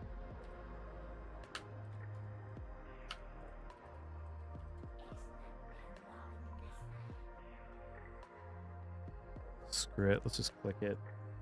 All right, chat. 1 out of 6 counts as success on Tet Blackstar. You got 1 minute. We're starting at 231. I'm literally just blowing this stack for no reason. Because big stacks are worthless.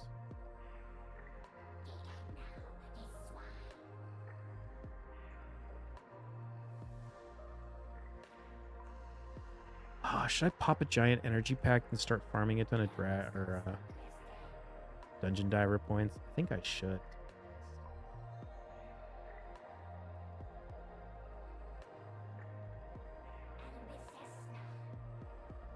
One click? No, 6.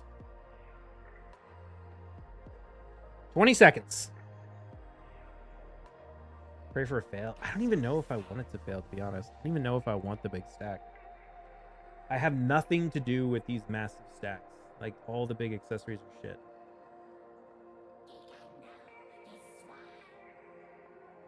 Probably just use this for a... Maybe I'd use this for a demo ring. That's pretty much it.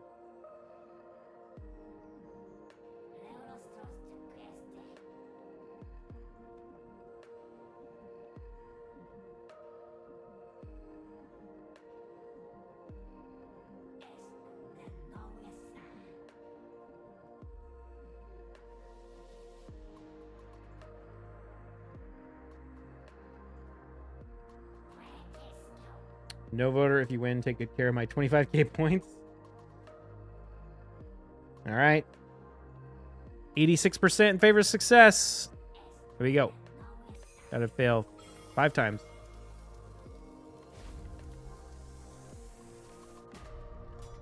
Pay 20 bill for a 240 stack? Why would you even want to click on it? 1 down. 2 down. This one doesn't count. It's guaranteed.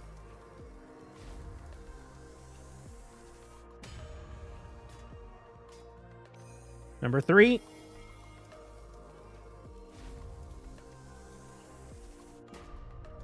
Four.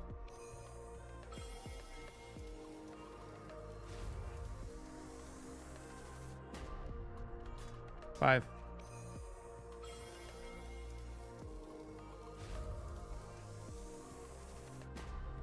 All right, there we go. It's oh wait, that's 269. Do 1 more.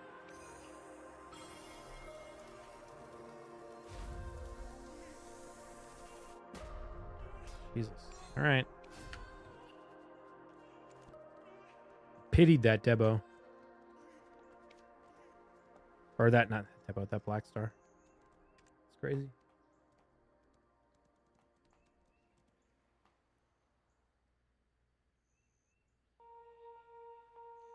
I have very bad luck making anything over 196. What are you trying to make a big stack for?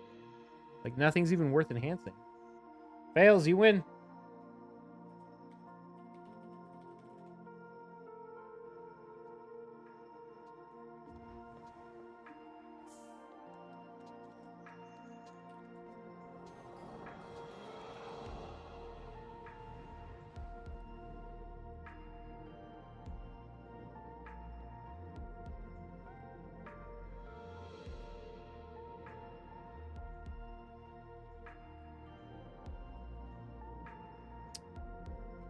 Debo rings? Like pen Debo ring? Yeah, that's fair. Pen Debo ring is... So best a Kron Debo ring? No, you should hammer Debo ring.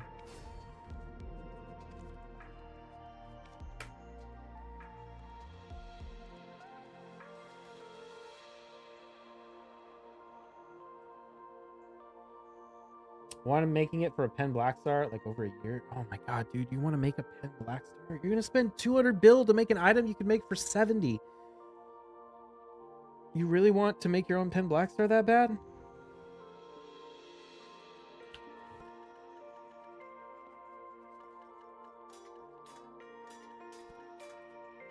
Oh, you got them already now. So what do you need big stacks for?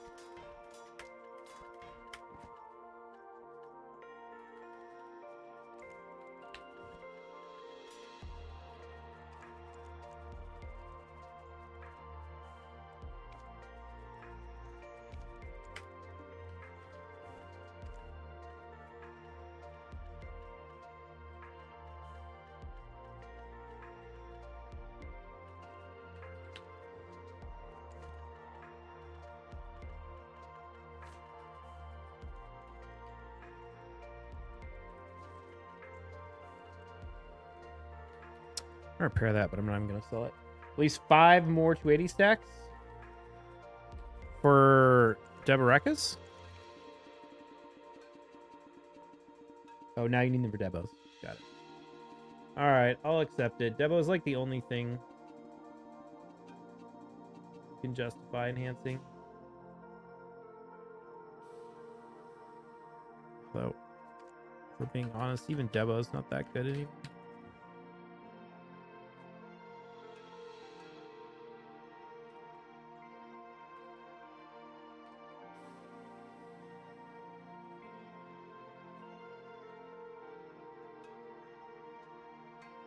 Hammer doesn't... Oh, you're right. Hammer doesn't work on the ring. Yeah.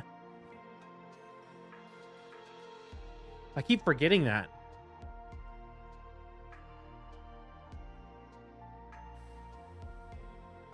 I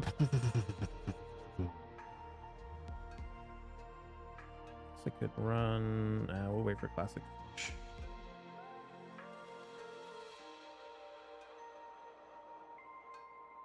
I'm gonna go run Kirsty.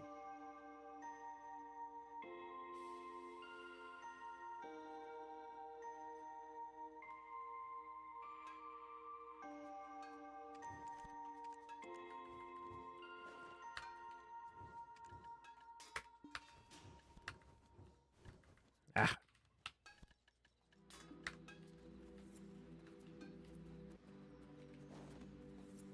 Thought they were thinking about making stacks tradable at some point. I don't think they've ever given any indication that that was something they were going to do. People have talked about it forever, but Pearl Abyss has never implied that that was something they were actually considering.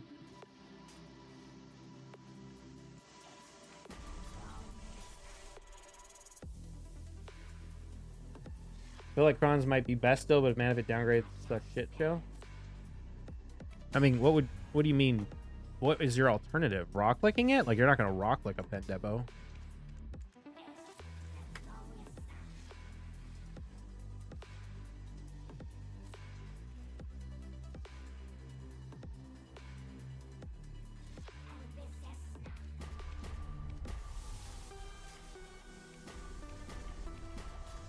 Oh, shoot. I forgot I needed to get all those accessories out of the storage so I can make some 110 stat or some try to reblaff again.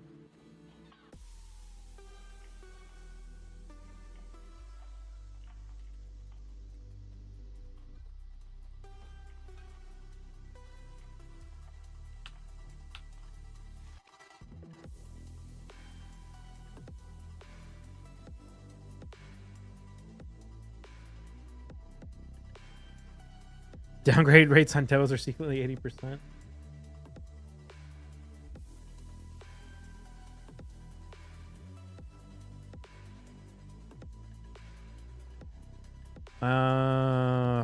Shoot, I only have 6 of those.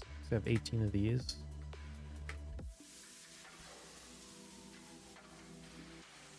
Powerful Taras. Oh, they're actually okay. Need to get some more bases.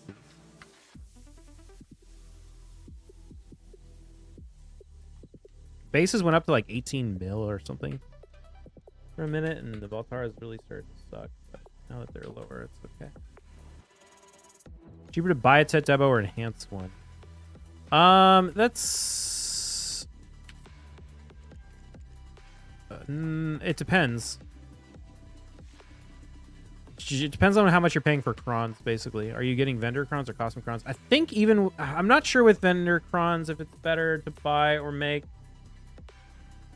You also have to get the bases, right? So you kind of have to grind it. So it's not really a fair comparison to just be like, is it better to buy or make? Because you have to consider, like, how much money per hour you'd make at some other spot relative to grinding Debos, but...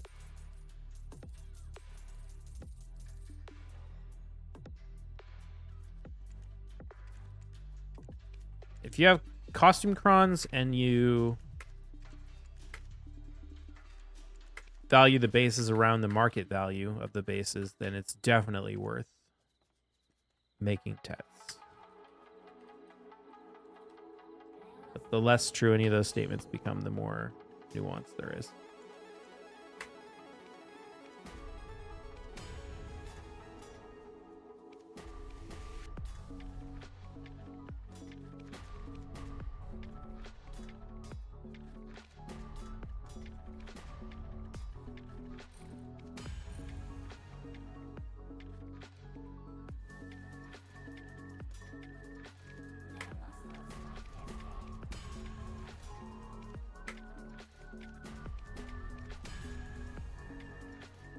Oh shoot, I forgot I was thinking about popping a regear token to farm some of the high-end stages of First City. So I'll have to wait till tomorrow if I want to do that.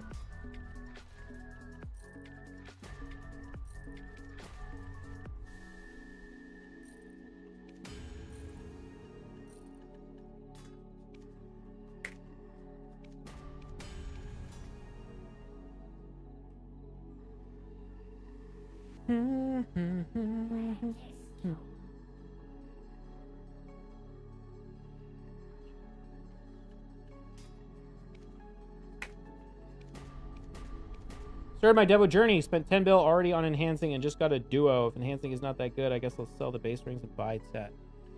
I mean, it's not that enhancing isn't good. Can be. I make Tet Debos and sell them, but it all depends.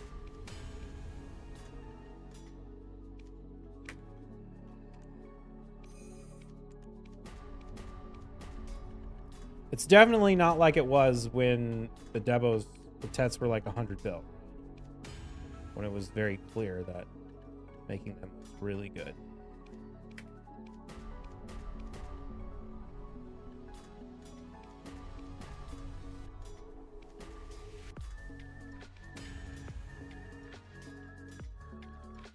Finally getting some tries. Let's go.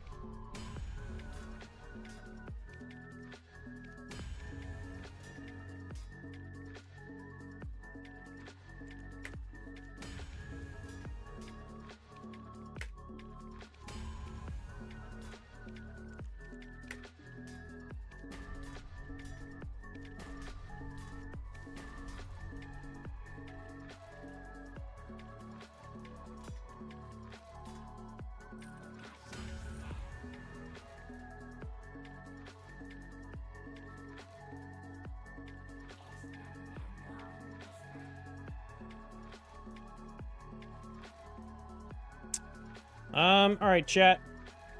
It's time for me to get out of here. So, let's go find someone to raid.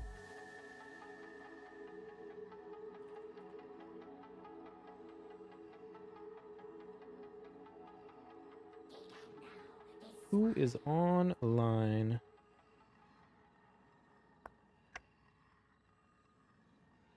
Throwing Liberty actually come out, or is it still in beta?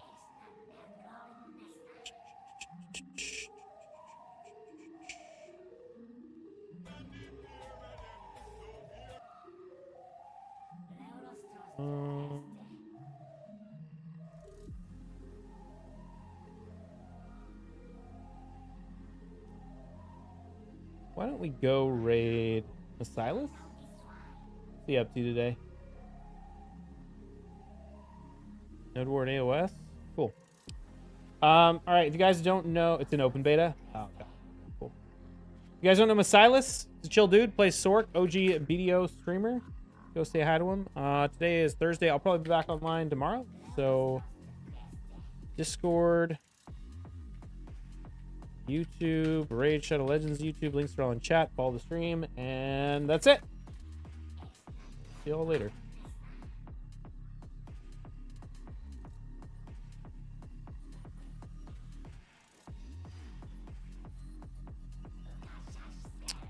Here we go. Peace. Just kind of